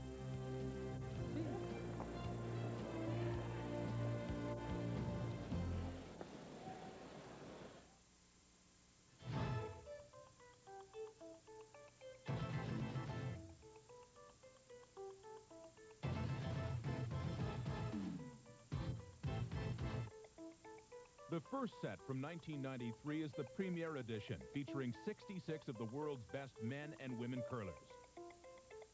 The Curling Card Series continues in 1994 with the sequel edition, which includes 50 of the game's greats. Curling legends and current international stars highlight both editions and are now available. You can order your set by sending a check or money order to Ice Hot Curling International, P.O. Box 22009, Capri Center, Kelowna, BC, B1Y9N9. Or by calling 1-800-370-CURL to put it on your credit card. That's 1-800-370-CURL. Hey, Bert, I'll trade you Russ Howard for Wayne Middaugh. Gee, Pat, I think you're too late. I think Russ already traded Wayne. Oh, low blow. No. Saturdays. Nothing but good times, a little recreational activity, and Unitel's greatest long-distance offer, which is now even better. How so, you ask? Well, Unitel has just extended its incredible Super Saturdays offer until April. That's right, you can save 60% every Saturday on any call to anywhere in North America. Plus, there's no monthly fees, no minimum spending, and if you're already hooked up to Unitel, it's automatic. Hey, it's a bigger, better deal. How big? I'll show you. Toronto to Montreal, 10 minutes. Their rate, $1.56. With Unitel, only 62 cents. Wow. Hey, that was fun. Let's try that again. Calgary to Halifax, 10 minutes. With them, $3.12. The same call with Unitel, only $1.25. So Unitel 60% is really better because it's bigger. Hey, it's super. Hence the name. So call 1-800-991-5577 for Super Saturdays from Unitel. The best day of the week just keeps getting better. Time to give you the second clue of this round's Labatt Brier puzzle. Won the Canadian Juniors and beat Rob Schlender in the final.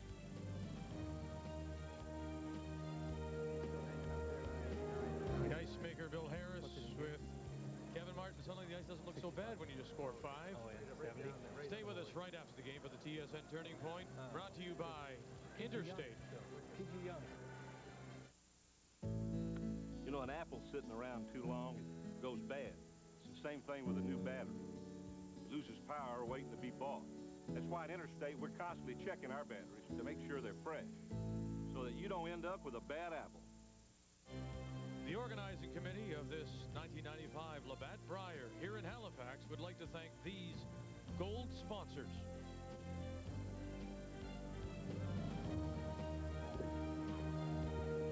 The 17th and final round-robin draw of this 1995 Labatt Brier Tankard.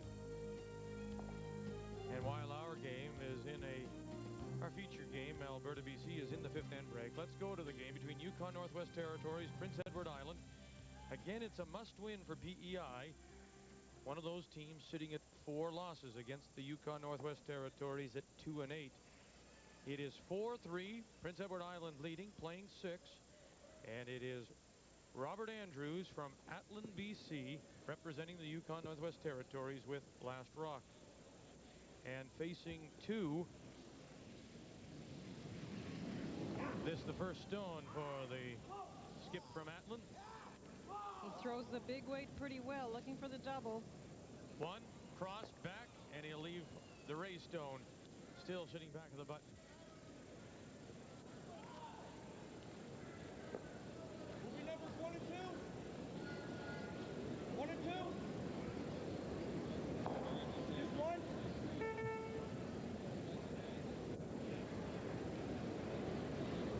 So a choice with this one is either tap one in and try and sit 2, or just be happy that yours is on the button and try and prevent them from getting in there any way you can, not leaving them anything to come off of or double off of. Well, should you be greedy and go after him and keep the pressure on? He just played a shot down there, Dick, and so I think that's not a hard tap.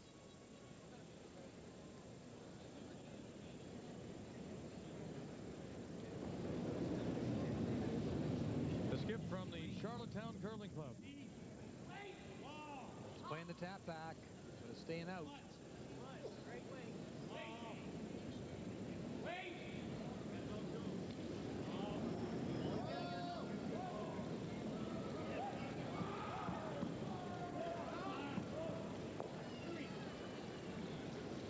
Stayed out all the way.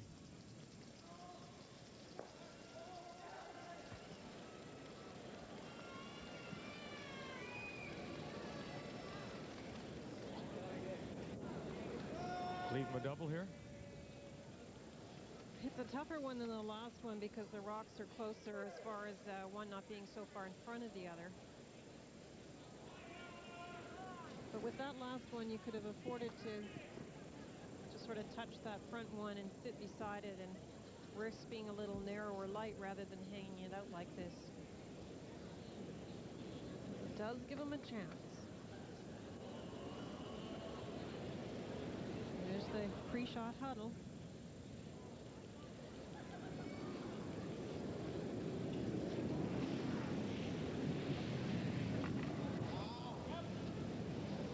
The second straight year they have been the champions of the Yukon Northwest Territories. Ian threw it out 2. And it'll be a steal of 2 for Prince Edward Island. Robert Campbell will now lead at 6-3. Boy, oh boy. Lost 4. And now could win 7 in a row to put himself in a tiebreaker. Al Hackner, his final stone. Going through a little hole here. Really curling. Manitoba with last rock. He'll spill in to hit top 12. But it will be, now interesting, have a look. Now it's certainly one. Jeff Ryan, Terry Burtnick having a look to see whose second shot.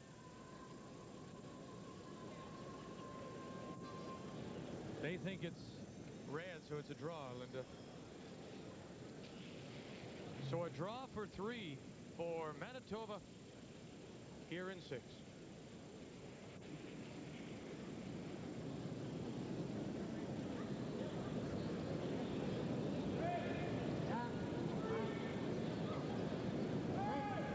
Northern Ontario losing their last 2 games, one to Ontario and one to Quebec.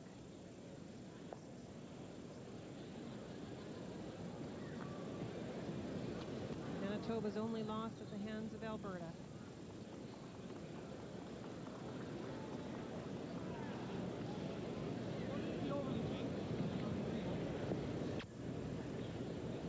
I've seen an awful lot of the extra scrubbing and extra attention being paid to the running surface. The rocks are a little moist, and when you go to put them down, they don't feel like they're going anywhere when you do that first forward press of the delivery. So you see many people check them and give them another scrub.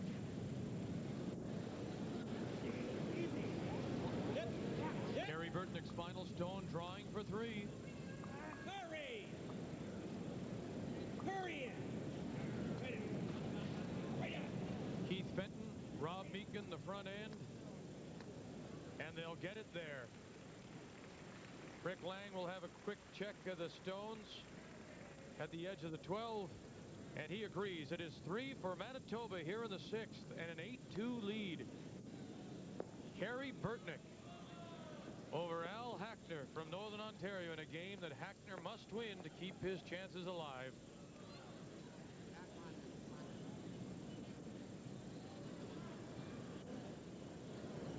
As we return to our featured game here in this 17th and final round-robin draw, Alberta, after scoring 5 in 5 with a 7-2 lead over British Columbia.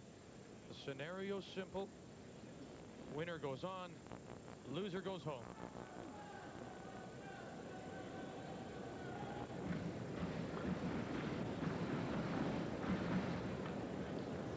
It's a lot of ice, isn't it?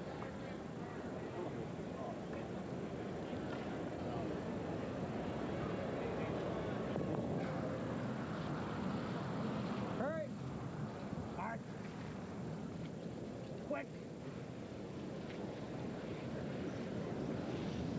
Good. Must have been the right ice.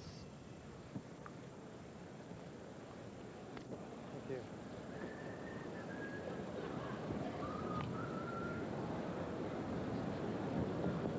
That same shot of you.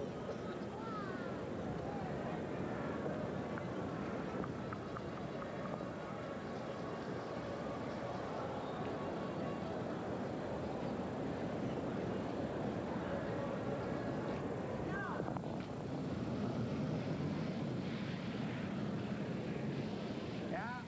Yeah. Hurry. Hurry, hurry. Hurry. Oh.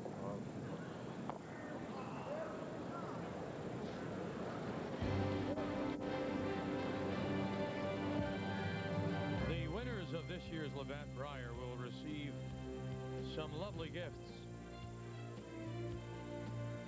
Watches from Zodiac. Brier rings from Johnston's.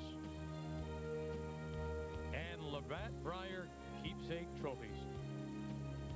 Going to the winners of this year's champions here in Halifax.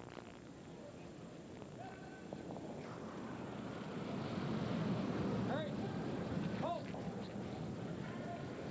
Yep! Oh!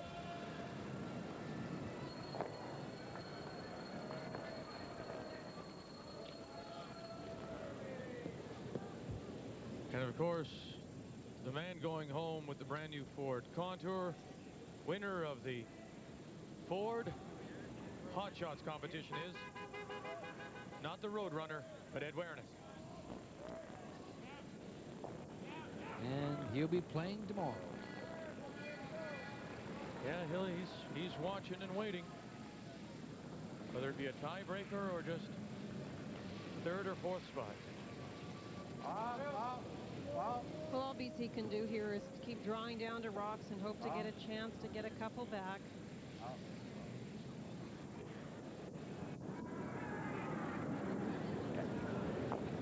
Vic mentioned at the opening that this is the time of the week when you sort of look back on the games, the ones that went your way and the ones that didn't. And it seemed the beginning of the downfall for BC was that game Ray against Manitoba, and it was such a struggle for both teams. If you recall, I think Kerry Burton hogged 3 rocks, and Rick Folk came short on 3 key draws, including an extra end attempt. If he had buried that last rock, he had a really good chance of stealing because of the ice conditions being so tough. And it was one of those games that didn't go BC's way. Manitoba played pretty well, and since then they haven't really recaptured the form that they had, of course, last year, winning the Brier. Well, and I think that, you know, the comment always is about the ice conditions are the same for everybody, and they are, but I think that part of Rick Folk's big part of his repertoire is his ability to draw, and when he can feel the draw weight, and he has the button in the forefoot, then he can play a little more aggressively or pick his spots maybe a little more timely. And in that game, you're right, Linda, actually Manitoba had the momentum in the early part of that game, and then all of a sudden, about the 7th, 8th, and 9th end, Kerry Burton ran into trouble. You could see the momentum swing, and had Rick been able to get that last rock in, I know that Kerry had said, you heard him say right over the television into his little microphone that he was wearing, and boy, he said, hope I don't have to draw here, I hope I have a hit, because he had no idea what the draw weight was. So Rick fell a little short. Kerry didn't have to throw it, and it was a win. And you're right. And from that moment on, it just and then the ice got frostier and frostier the last couple days. It's still pouring rain here, and struggle is the word, I guess. There's no other word. Whoa. Okay, clean. Whoa. Clean. Yeah. Clean. Yeah. Hurry. Hurry. Oh. Well, you wonder if he'll be able to get his hands on this Labatt Brier tankard. Rick Folk this year, he'll have to fight his way back for a chance, trailing 7-2. Of course, we'll be in Selkirk for the final of the World Curling Tour, and Gary Shyrick is your leader this year at 86,000 plus. Isn't it interesting? Kevin Martin, Brad Height, both teams are here. 2nd and 4th, respectively, is Scott Patterson from North Bay 5th. They'll all be in Selkirk, Manitoba for the semifinals and final of the World Curling Tour Championship. You'll see it here on TSN April 1st and Sunday, April 2nd. And a lot of all the top teams will be there. Russ Hart will be there, of course. Al Hackner's going to be there with an all-star lineup. Harold Breckenridge and Paul Gauso. Those of you remember the great Red Fox from years ago. And what a great event for those teams that didn't quite make it here. Obviously, what they were all working for at one point was to be here at the Labatt Brier. They didn't quite make it, some of them, and now a great chance to play off for some money and a great way to end the season.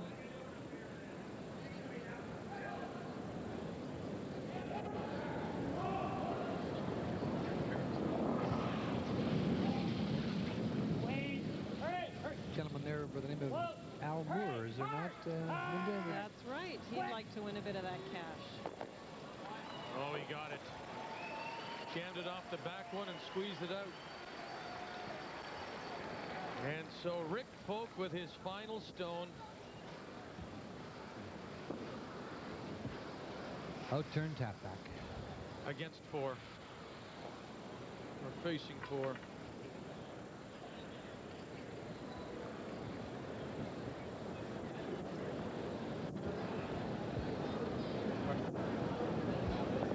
Give up a deuce. What are you going to do here? Throw it away? No. Chip it off still. Yeah, you're the man, Donnie. You're the man. Back weight? Yeah, no more. Final stone here in 6. Hey, flag, flag. You won't miss this. Clean, hurry. Whoa, whoa, whoa. Clean. Kevin Martin says he doesn't going to miss it. And you're right. For one.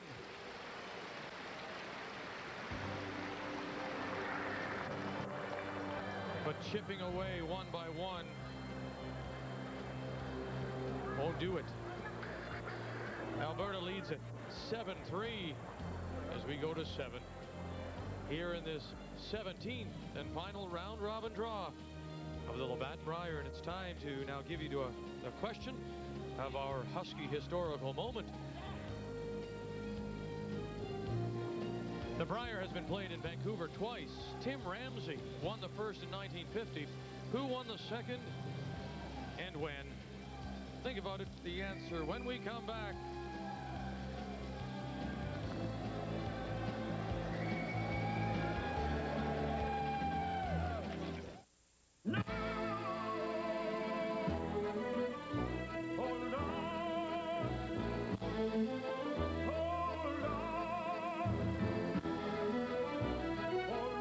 Why mess with paper towels that soak through and let go? Now there's Scott Towels Ultra, the extraordinary new paper towel with holding power. New Scott Towels Ultra, the ultra-absorbent, ultra-thick paper towel. Saturdays. Nothing but good times, a little recreational activity, and Unitel's greatest long-distance offer, which is now even better. How so, you ask? Well, Unitel has just extended its incredible Super Saturdays offer until April. That's right, you can save 60% every Saturday on any call to anywhere in North America. Plus, there's no monthly fees, no minimum spending, and if you're already hooked up to Unitel, it's automatic. Hey, it's a bigger, better deal. How big? I'll show you. Toronto to Montreal, 10 minutes. Their rate, $1.56. With Unitel, only 62 cents. Wow. Hey, that was fun. Let's try that again. Calgary to Halifax, 10 minutes. With them, $3.12.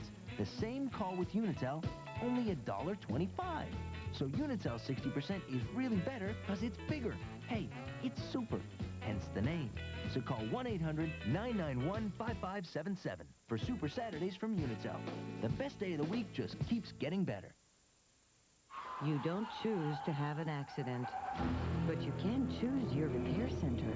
More than 1 million Canadians have relied on AutoPro, the largest network of automotive professionals. AutoPro Collision, a courteous reception, professional repairs, qualified technicians, specialized equipment, and in addition to AutoPro's national warranty, take advantage of our deductible protection plan. AutoPro Collision, people you can trust. The World is coming to play in Hamilton in 1996. The Ford World Curling Championships are slated for Copps Coliseum. For ticket information, call 1-800-730-CURL. That's 1-800-730-2875. The 1996 Ford Worlds. Always time for an autograph, whether you're winning or not. And right now, Rick Folk finds himself behind the defending Canadian and world champion, trailing 7-3 as they get set to start the 7th end against Alberta. Alberta have last rock as we check in on the game between the Yukon Northwest Territories and Prince Edward Island as they play the 7th. PEI and Robert Campbell leading 6-3, lying 1, edge of the 8th, and covered. This the final stone for the skip from the Charlottetown Curling Club. Trying to draw in with the intern to sit 2. He's really putting the pressure on Robert Andrews now. Robert got off to a great start with 2 in the first, but since then, PEI's really played well.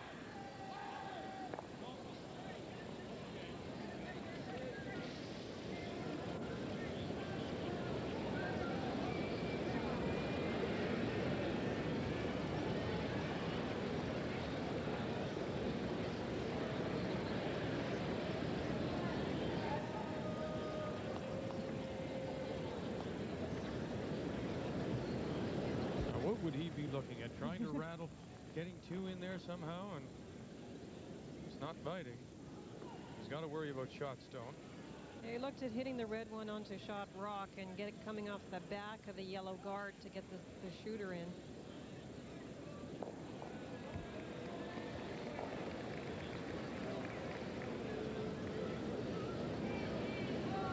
What he's looking at is the dimension is to come down, hit, whoops, a daisy, you get near that edge and you have a little problem. But hitting this one right here onto that one there, like so, moving it, and hoping that the, that the delivered stone will come across, catch the back of that one, and squirt into the rings.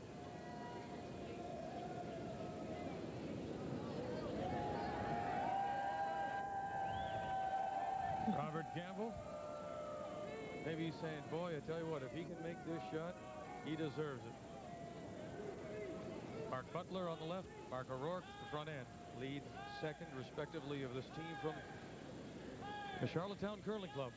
With that ice, though, Vic, he maybe just, we don't know how it curls there, but I would think that with that ice, he's just playing down through the hole. I think he's playing the big weight shot, Linda?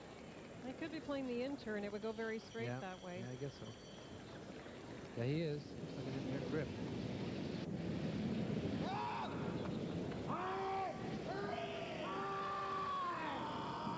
He loves the big shots. We've seen it throughout the entire week. He's played the big ones. And he won't make that one. Steal of one. And Robert Campbell. What a dramatic comeback for that young man. On his way to a possible tiebreaker. Looks like it. He's leading 7-3 now as they go to the 8th end of play.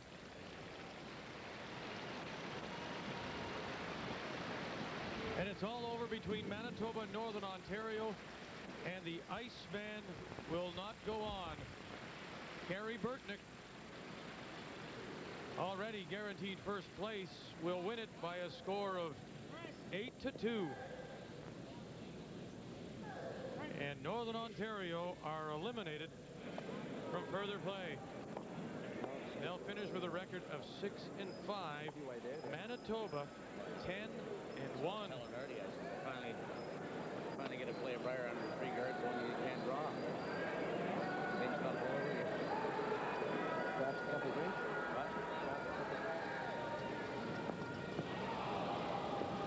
Will he be the team to beat? He's got, first of all, a semifinal showdown with Saskatchewan. As we go back to our featured game, British Columbia against Alberta.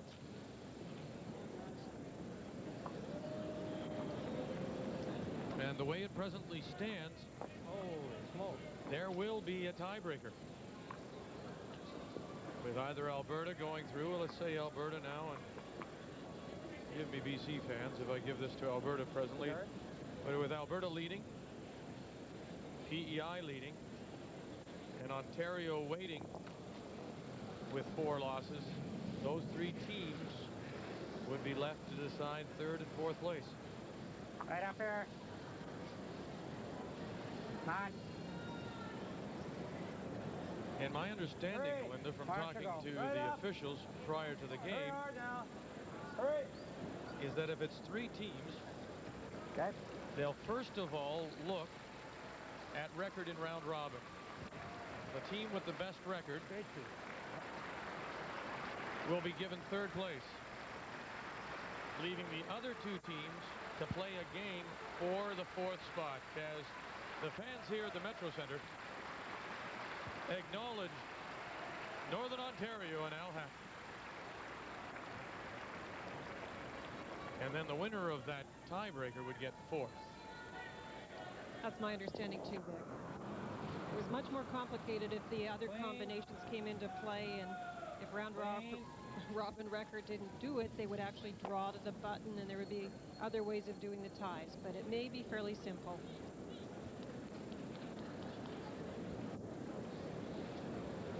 So updating the standings, Northern Ontario now is eliminated with their loss to Manitoba, who will finish at 7-1. And as you can see right now, with Alberta leading and Prince Edward Island leading, they would go to 7-4, joining Ontario. And then those 3 teams would decide the 2 remaining semifinal spots, 3rd and 4th.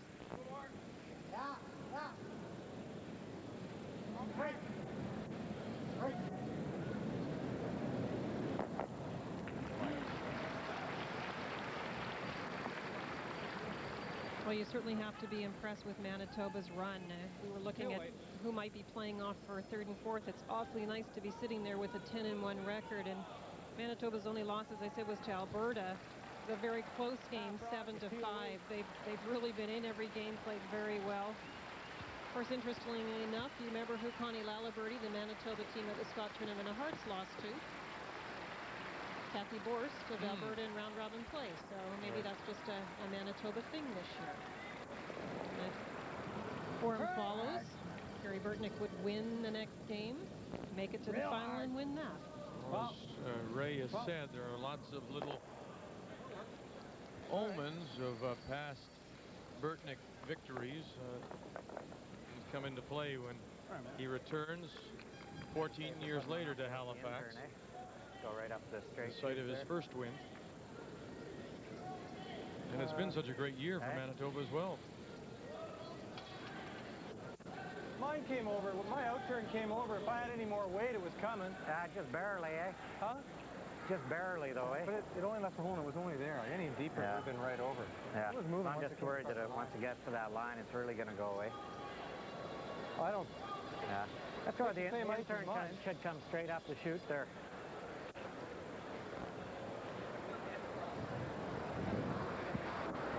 Who's talking about turn? And of course, Vic, you mentioned about trying to get ones. Well, if they did get one each end, they would be tied. Just the guard up there. So they could. And that's about the only chance they have at this point. They get that one rock in front with the free guard zone rule, and if they make a nice come around each end, they can try and go for the steal each time. Get it over. Yeah. This is out in the frost. It just has no chance. Well, it's just something we would not normally expect from players of this caliber.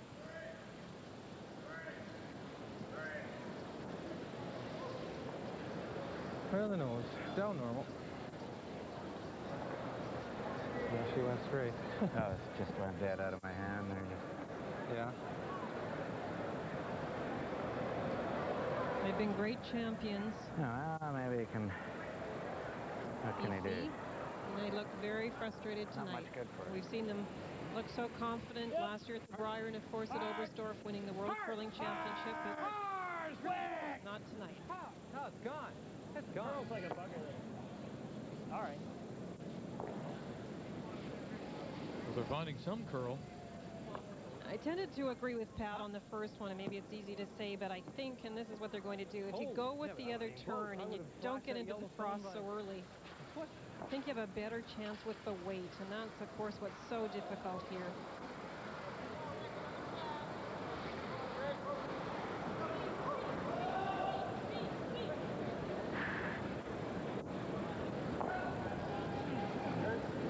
Yeah.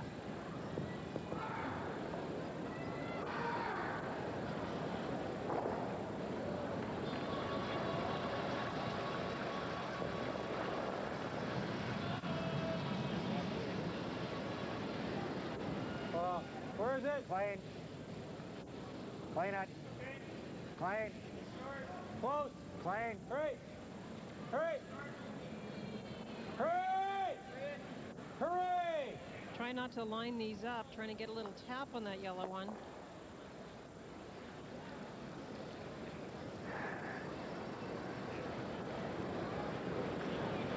Give him 2. Can't give him 2. No, let's go with the intern here. Go this way. Okay. A little left. Change the turn, did he? Better clean up that frost there, Kev. Well, it does curl with the frost, the outturn, red and they one's gonna have to to go across. hit this on the center line side. Red onto yellow onto red. See Kevin Park getting rid of the frost so that the red front rock will go out.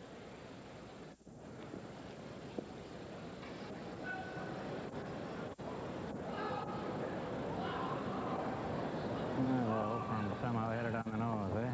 he does. He might still score, doesn't he? Oh, yeah. Oh, he's trying to get it across the edge. That's on the end. Well, Rick Folk thinks that if he hits this incorrectly, he might be able to steal here in 7. Yep. Hurt. Hurt. Hurt. And he'll leave himself line 1. So Alberta will pick up the single here in 7.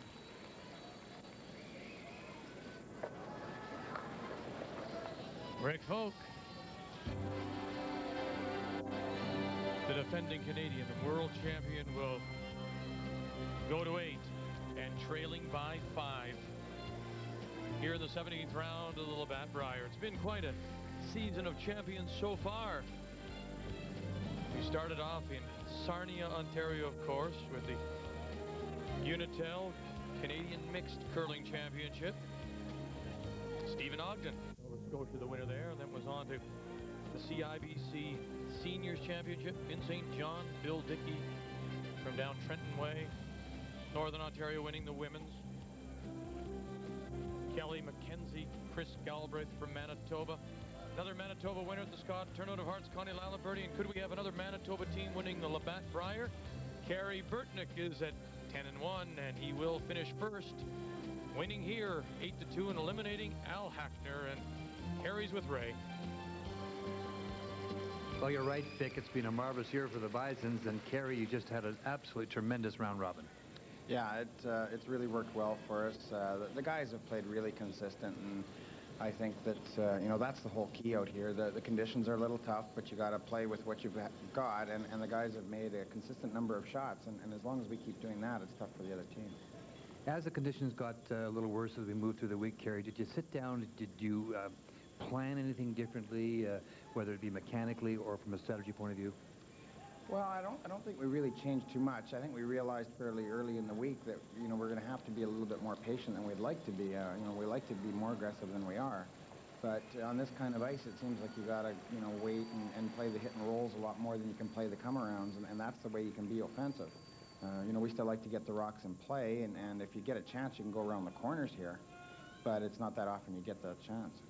You're right. You were saying, we were talking earlier when we were off the air, that it's very difficult to come from behind, because if you're the team hitting, it's one thing, but if you're the team having to play those draws, it's really hard. That's right, especially when the frost gets as bad as it is on the night draws with all the humidity and the people in here. It's pretty warm, and the frost really creeps in, and the draw weight gets even tougher. The morning draws, it seems to be not too bad. I think draw weight's a little easier to find, but hopefully, you know, we'll be able to keep it a little crisper for the weekend. And you have Brad Height tomorrow in the first game of the Page system. Your thoughts about Brad, possibly? Well, Brad's obviously finished the week really well. We played him early in the week, and you know, we were fortunate enough to get by him with a win. And they're a very solid team. I mean, we know them well from the Cashfield circuit and have played them several times, so we know to expect a great game from them, and especially when they're playing as well as they have been the last half of the week. So we look forward to a real good game with Brad. Carey, thank you very much for joining me. Thanking you for the whole week. You've been terrific to work with. Thank you. Thanks, Ray.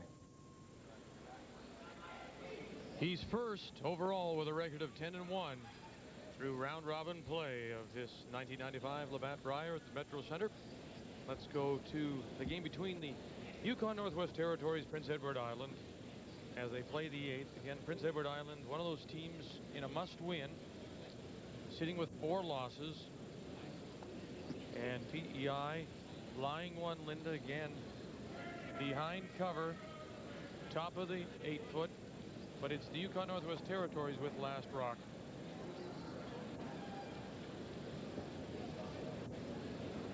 Robert Campbell with his first rock just guarded shot stone. It was in there, and the Territories came in with a nice draw right in front of it, and so Robert Campbell had to guard it. That prevented any raise back, red onto shot stone. Now the difficulty is where to put it, where you don't set up something for the opponent, either a hit and roll in or a double, something that'll cause you some problems.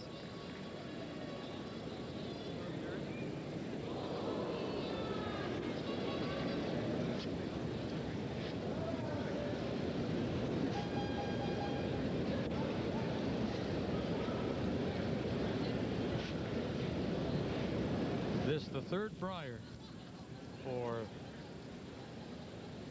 the skip from the Charlottetown Curling Club, Robert Campbell.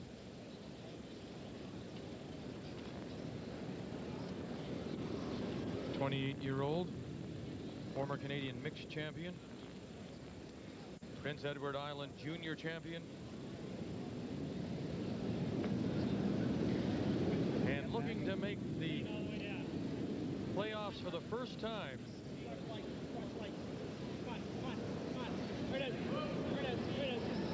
Just trying to block the path so that the territories can't get into the house.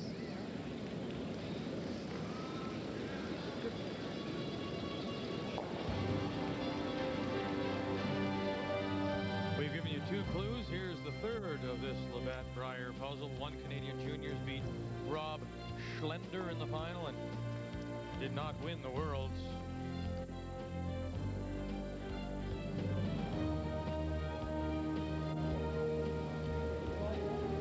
We started with 4 sheets in play, just 3 remain here in the 17th and final round robin draw of this Labatt Brier from the Metro Center in Halifax. Final stone, Robert Andrews.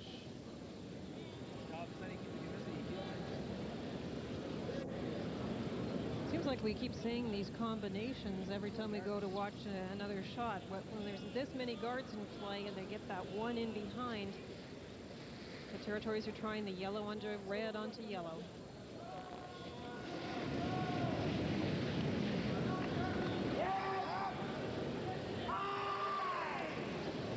Actually, they're trying to come in off the other one. I was wrong. They have the broom on the side of one, and this is going to curl too much. And it'll be a steal of 1 more. Robert Andrews, and congratulations to Robert Campbell and the team from the Charlottetown Curling Club. What a story. They've lost their first 4 and now come back with 7 straight to put themselves into a tiebreaker for the final 2 playoff spots. PEI is into a tiebreaker here at the Labatt Brier after an 8-3 win.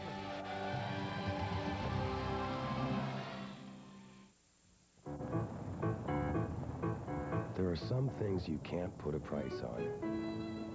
Fortunately, safety isn't one of them.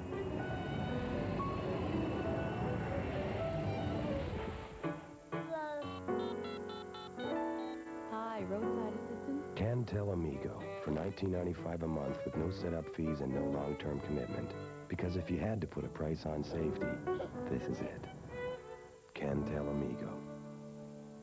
I saw a vision of what this house could be for us. He took it all the way down to the plaster. This is our first house. In the other houses, they're off as much as 2 inches.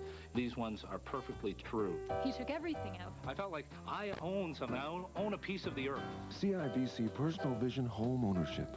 To see better ways to borrow for home renovation, see your CIBC personal banker or call.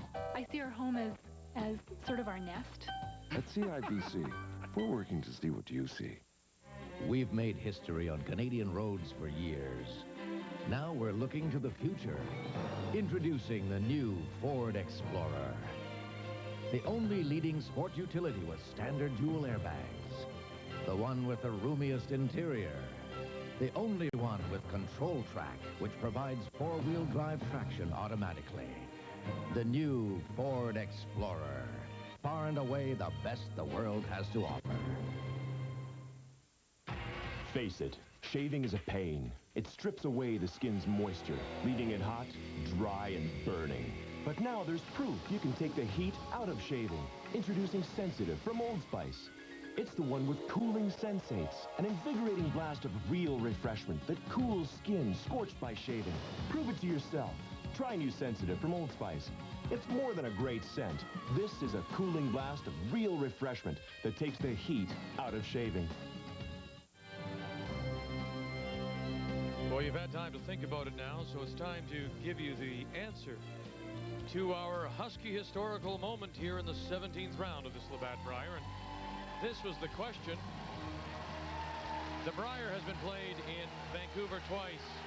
Tim Ramsey won the first in 1950. Who won the second one and when?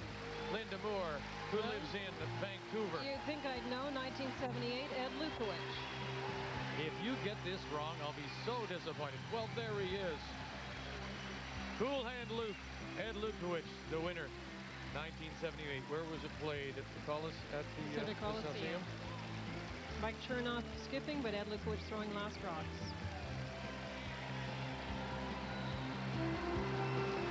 Ed Lukowicz is the answer to our Husky historical moment, and it's brought to you, of course, by Husky Oil and their retail distributors of mobile lubricants.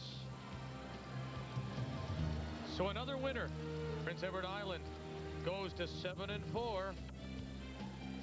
And that means we will have a tiebreaker because either British Columbia or Alberta will move up to join Ontario and PEI. And of course, Alberta is in control, leading 8-3 over British Columbia, playing 8.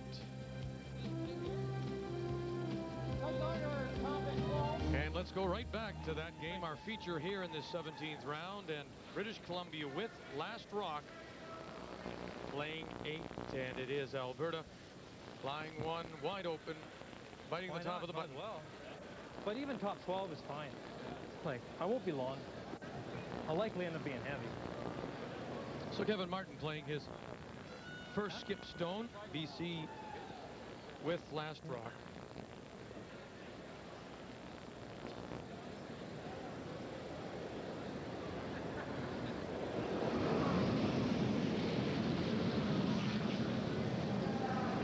Good.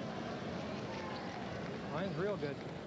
Rub. Alberta sure has looked strong today. They've had an up and down kind of week, losing some games you wouldn't think. The first game they lost to the Territories. Didn't play very well. Came back and played better the next couple, then lost to Nova Scotia. But of course, the only team they lost to that's still in contention is Saskatchewan. They beat the other contenders. Think I can catch a roller? Yeah. Play soft enough. Yeah, I think it's nice house hit. House hit.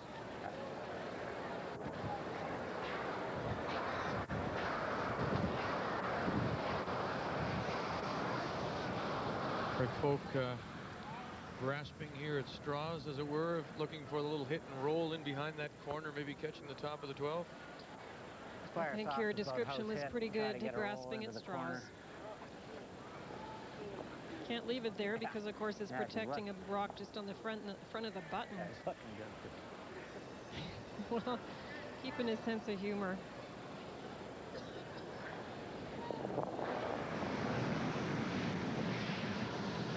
Oh. Oh. Oh. Oh. Head off. Oh, Jesus Christ. Right.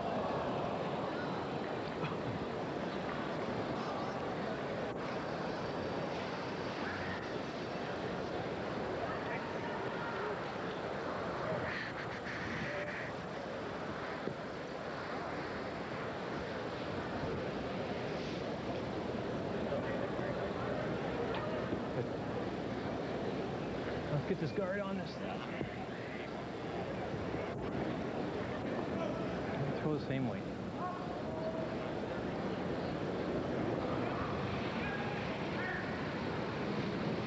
Kevin Martin, his final stone here in 8, looking for another guard. Has one, biting the button, and already covered. Line's nice. Okay. Hold in. Not too tight. Not too tight.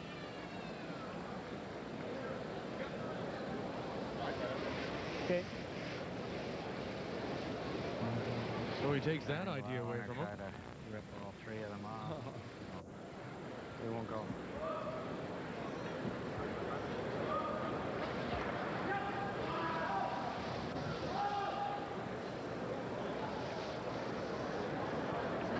There? Yeah. Well, down 5, and the only shot he has to get at the rock that's shot stone Piece of cake. is a raise a few feet from the boards, sideways, angled to the button. Yeah, it's nice. He runs, gets down there, and Jerry Richard, Bertrand Redsinger say, Oh, regular. piece of cake. We'll get it.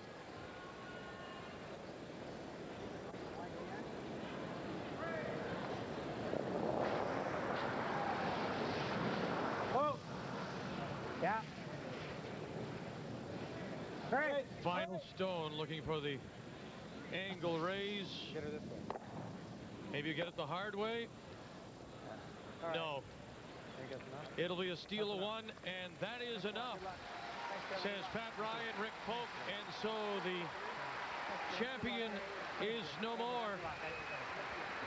Rick Polk and his team of Pat Ryan, Bert Gretzinger, and Jerry Richard have been great champions, but their reign will come to an end after 1 year. The team from Kelowna eliminated now by Alberta, and Kevin Martin, who will go on to a tiebreaker for the 3rd and 4th positions in this year's playoffs. Kevin Martin, live to see another day. You bet, is a 9-3 winner over British Columbia, and also involved in that tiebreaker. Who would have thought when they started out with 4 losses? Prince Edward Island wins 7 in a row, including 8-3 over the Yukon Northwest Territories. Robert Campbell's with Ray. Well, you're absolutely right, Vic. When you lose 4 games like that in a row and get off to that kind of a start, it takes a lot of character to get yourself together, to really refocus. And Robert Campbell did just that. 7 wins in a row, Robert. All I could say is congratulations. Thanks, Ray. It was a long haul. You just take one game at a time, and you know I have a great team behind me. They just played great and plugged away, and I happened to make a few shots here and there, and it's just great to be 7-4 right now. Well, that's what makes this game so great, too, Robert, is the fact that it does take 4 members, and you got great support from all of them. Peter Gallant, in particular, really made some great shots for you all day today. Yeah, I mean, we wouldn't have had a chance tonight. It wouldn't have mattered if Peter didn't make a couple of great hit and rolls in the 10th end against Nova Scotia this afternoon, and they were the 2 big shots of the week, and then Mark Rook made some big shots. Mark Butler's been great, and they do a great job rushing my draws, and, you know, it's a team game, and I certainly have to thank my team right now. And, you know, even this evening, you got down 2. I believe they got 2 on you the first end, and you just came right back and got those 2 points back. I believe you scored a 3, if I'm not wrong. And even that, you know, it's so. Kerry Burton was just saying that sometimes when you get down, it's easy to push the panic button on ice like this. Yeah, we knew we could get a chance to get back. I mean, I missed a couple ones early. We just misjudged the ice and didn't throw them that great either. That didn't help, but we just kept our composure, kept plugging away, and Peter made a couple great shots and left me with an open hit for 3, and that just settled us down, I think. And, you know, we knew we'd just go out and throw 1 shot at a time and make our shots, and we'll be all right. You got that wise old owl tomorrow, Eddie Wernick. Maybe your thoughts about Ed? Well, there's not much to think about. He's a great curler. He has a great team, and I feel we have a very good team, too. We just got to go out and take care of our own business, and if we get some breaks, then we'll be okay.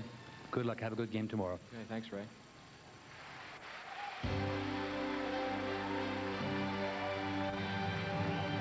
Rick Polk, the 1994 Canadian World Champion, will not get a chance to defend.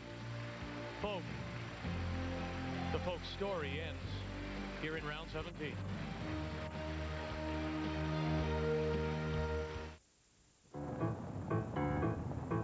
There are some things you can't put a price on. Fortunately, safety isn't one of them.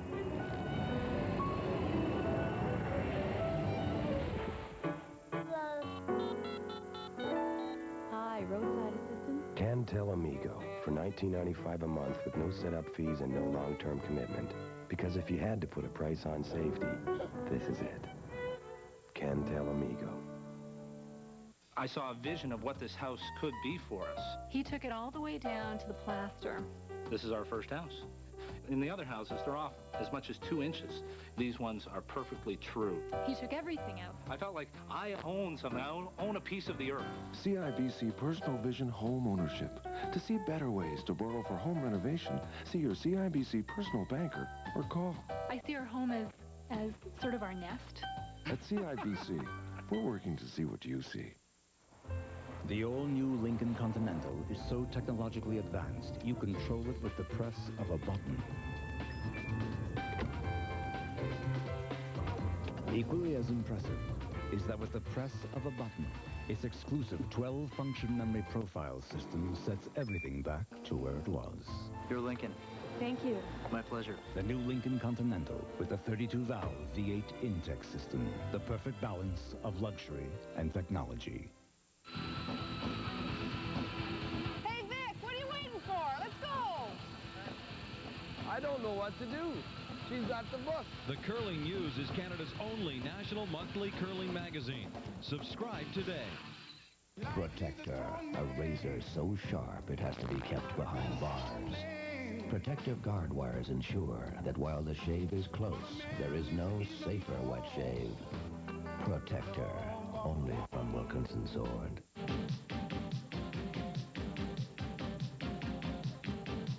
Now it's time for the TSN Turning Point, brought to you by Interstate. Out of our featured game here in round 17, British Columbia and Alberta. Well, it came in the fifth end, no doubt about it. Score tied at 2, and BC getting into a little bit of trouble, but had 3 chances to get out of this trouble. Pat Ryan tried to draw down, was heavy. Rick Folk tried to draw down with his first, was light. He still had a chance to freeze to a back one and get out of this end with only 2 against him. It'll overcurl. He ends up giving 5, and of course, Kevin Martin defends that lead. Alberta goes on to a 9-3 win, eliminating the defending Canadian and world champion Rick Folk. A cash donation will be made to the Coaching Association of Canada for the training and development of coaches in amateur sport on behalf of TSN and Interstate. Fresh power. Guaranteed. Kevin Martin eliminates the defending Canadian and world champion. He'll live to play another day. Rick Folk goes home to Kelowna. Well, you're right, Vic. A world champion still to this moment. A tough day for Rick. Rick, thank you very much for joining me. It was just one of those nights out there. Oh, it was. You know, we ran into another hot team, and they were full marks for their victory. And, you know, it's been a long year for us, and I hated to see it end like that. But, you know, Jerry and Bert and Pat, they played like troopers all year. We've been playing under pressure, and, you know, those guys are great curlers. And, you know, they gave it their all, and I'm sorry we couldn't have done better. Well, I'll tell you, you've given us an unbelievable amount of pleasure over the last couple of years, and we thank you for that. The conditions this week were very, very tough. Do you feel that it affected your team maybe more than others?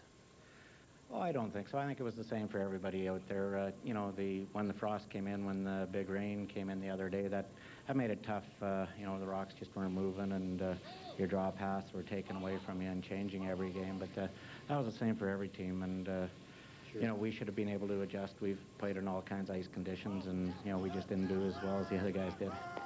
Years ago, of course, Rick, not that you're as old as I, but years ago we played on a lot of bad ice surfaces, that's for sure. Oh, yeah, yeah. You know, like, you get to an event like this, and, you know, the ice, you got to play on it, like all 12 teams do. And even if, you know, they've had trouble with the humidity, there's nothing the ice maker can do about that, and you just got to go out there and do the best. And I just hope it cleans up a little bit for the rest of the guys all the way through. Well, as I mentioned a moment ago, Rick, thank you very, very much. It's been a great year. You've been a great champion. I thank you on behalf of Vic and Linda and all our crew, our directors and producers. Thank you for a great, great year. It's been a pleasure being world champion. And he's represented this country very well. Rick Folk and his team from the Kelowna Curling Club now offer congratulations and best of luck to Kevin Martin. We'll return with more. There's still one game to complete. Will New Brunswick finally win their first? We'll find out when we come back to Halifax. Saturdays. Nothing but good times, a little recreational activity, and Unitel's greatest long-distance offer, which is now even better. How so, you ask? Well, Unitel has just extended its incredible Super Saturdays offer until April. That's right, you can save 60% every Saturday on any call to anywhere in North America. Plus, there's no monthly fees, no minimum spending, and if you're already hooked up to Unitel, it's automatic. Hey, it's a bigger, better deal. How big? I'll show you. Toronto to Montreal, 10 minutes. Their rate, $1.56. With Unitel, only 62 cents. Wow. Hey, that was fun. Let's try that again. Calgary to Halifax, 10 minutes. With them, $3.12. The same call with Unitel, only $1.25. So Unitel's 60% is really better because it's bigger.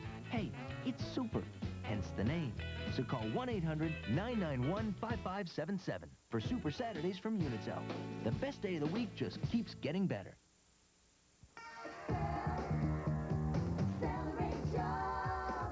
Excel's unique cooling sensation freshens your breath a long time.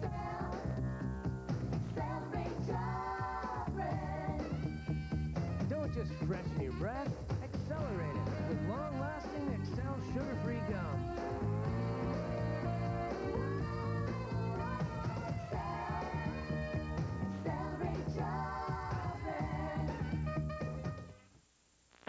Introducing the Dremel Moto Tool. You cut, we cut. You sharpen, we sharpen. You polish, we polish. You drill, we drill. You clean, we clean. You sand, we sand. You grind, we grind. You hammer. Did I mention we cut? The Dremel Moto Tool. With more than 150 available accessories, why settle for some 2-bit power tool? What's going on? Maybe it's because their frames are welded instead of bolted. What are you doing? Or because their decks are stamped from a single piece of steel.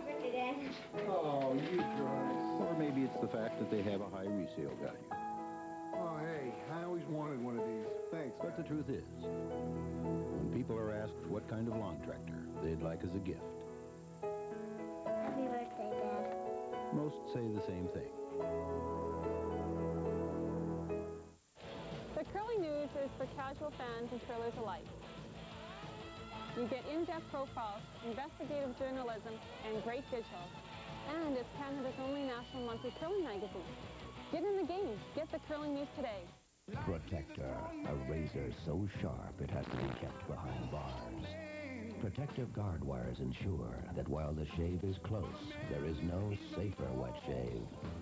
Protector, only from Wilkinson Sword.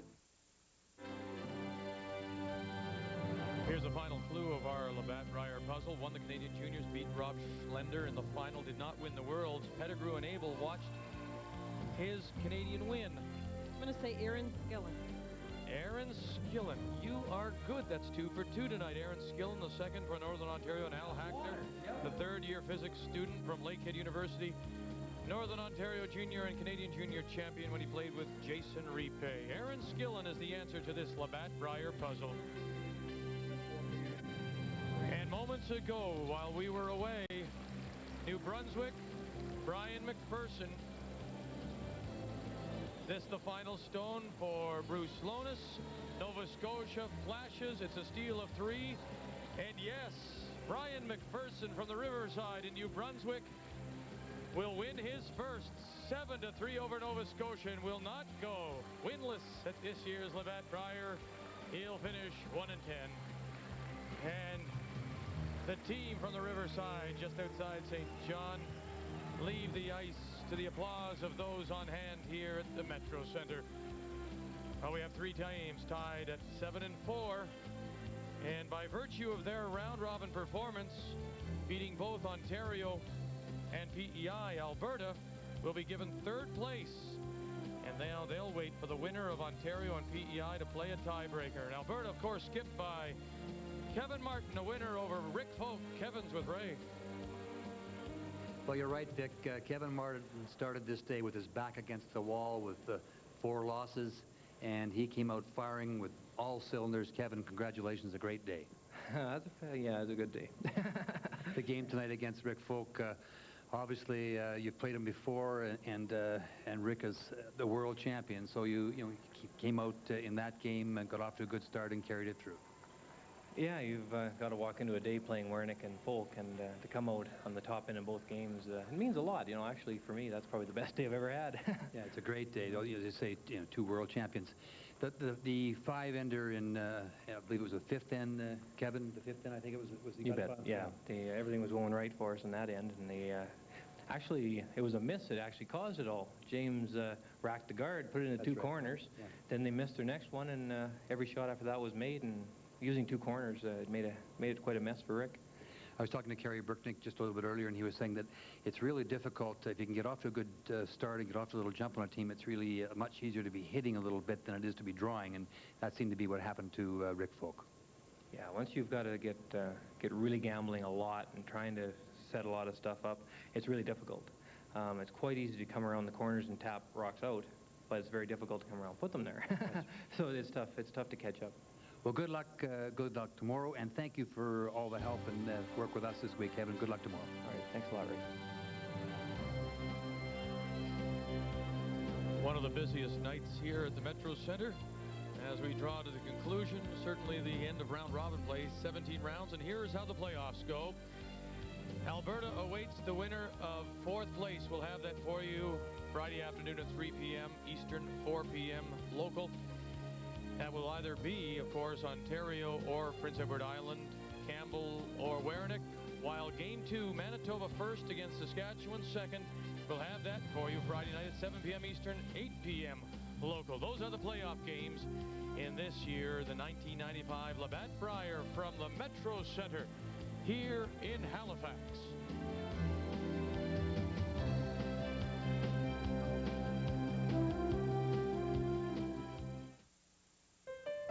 We know you don't lose any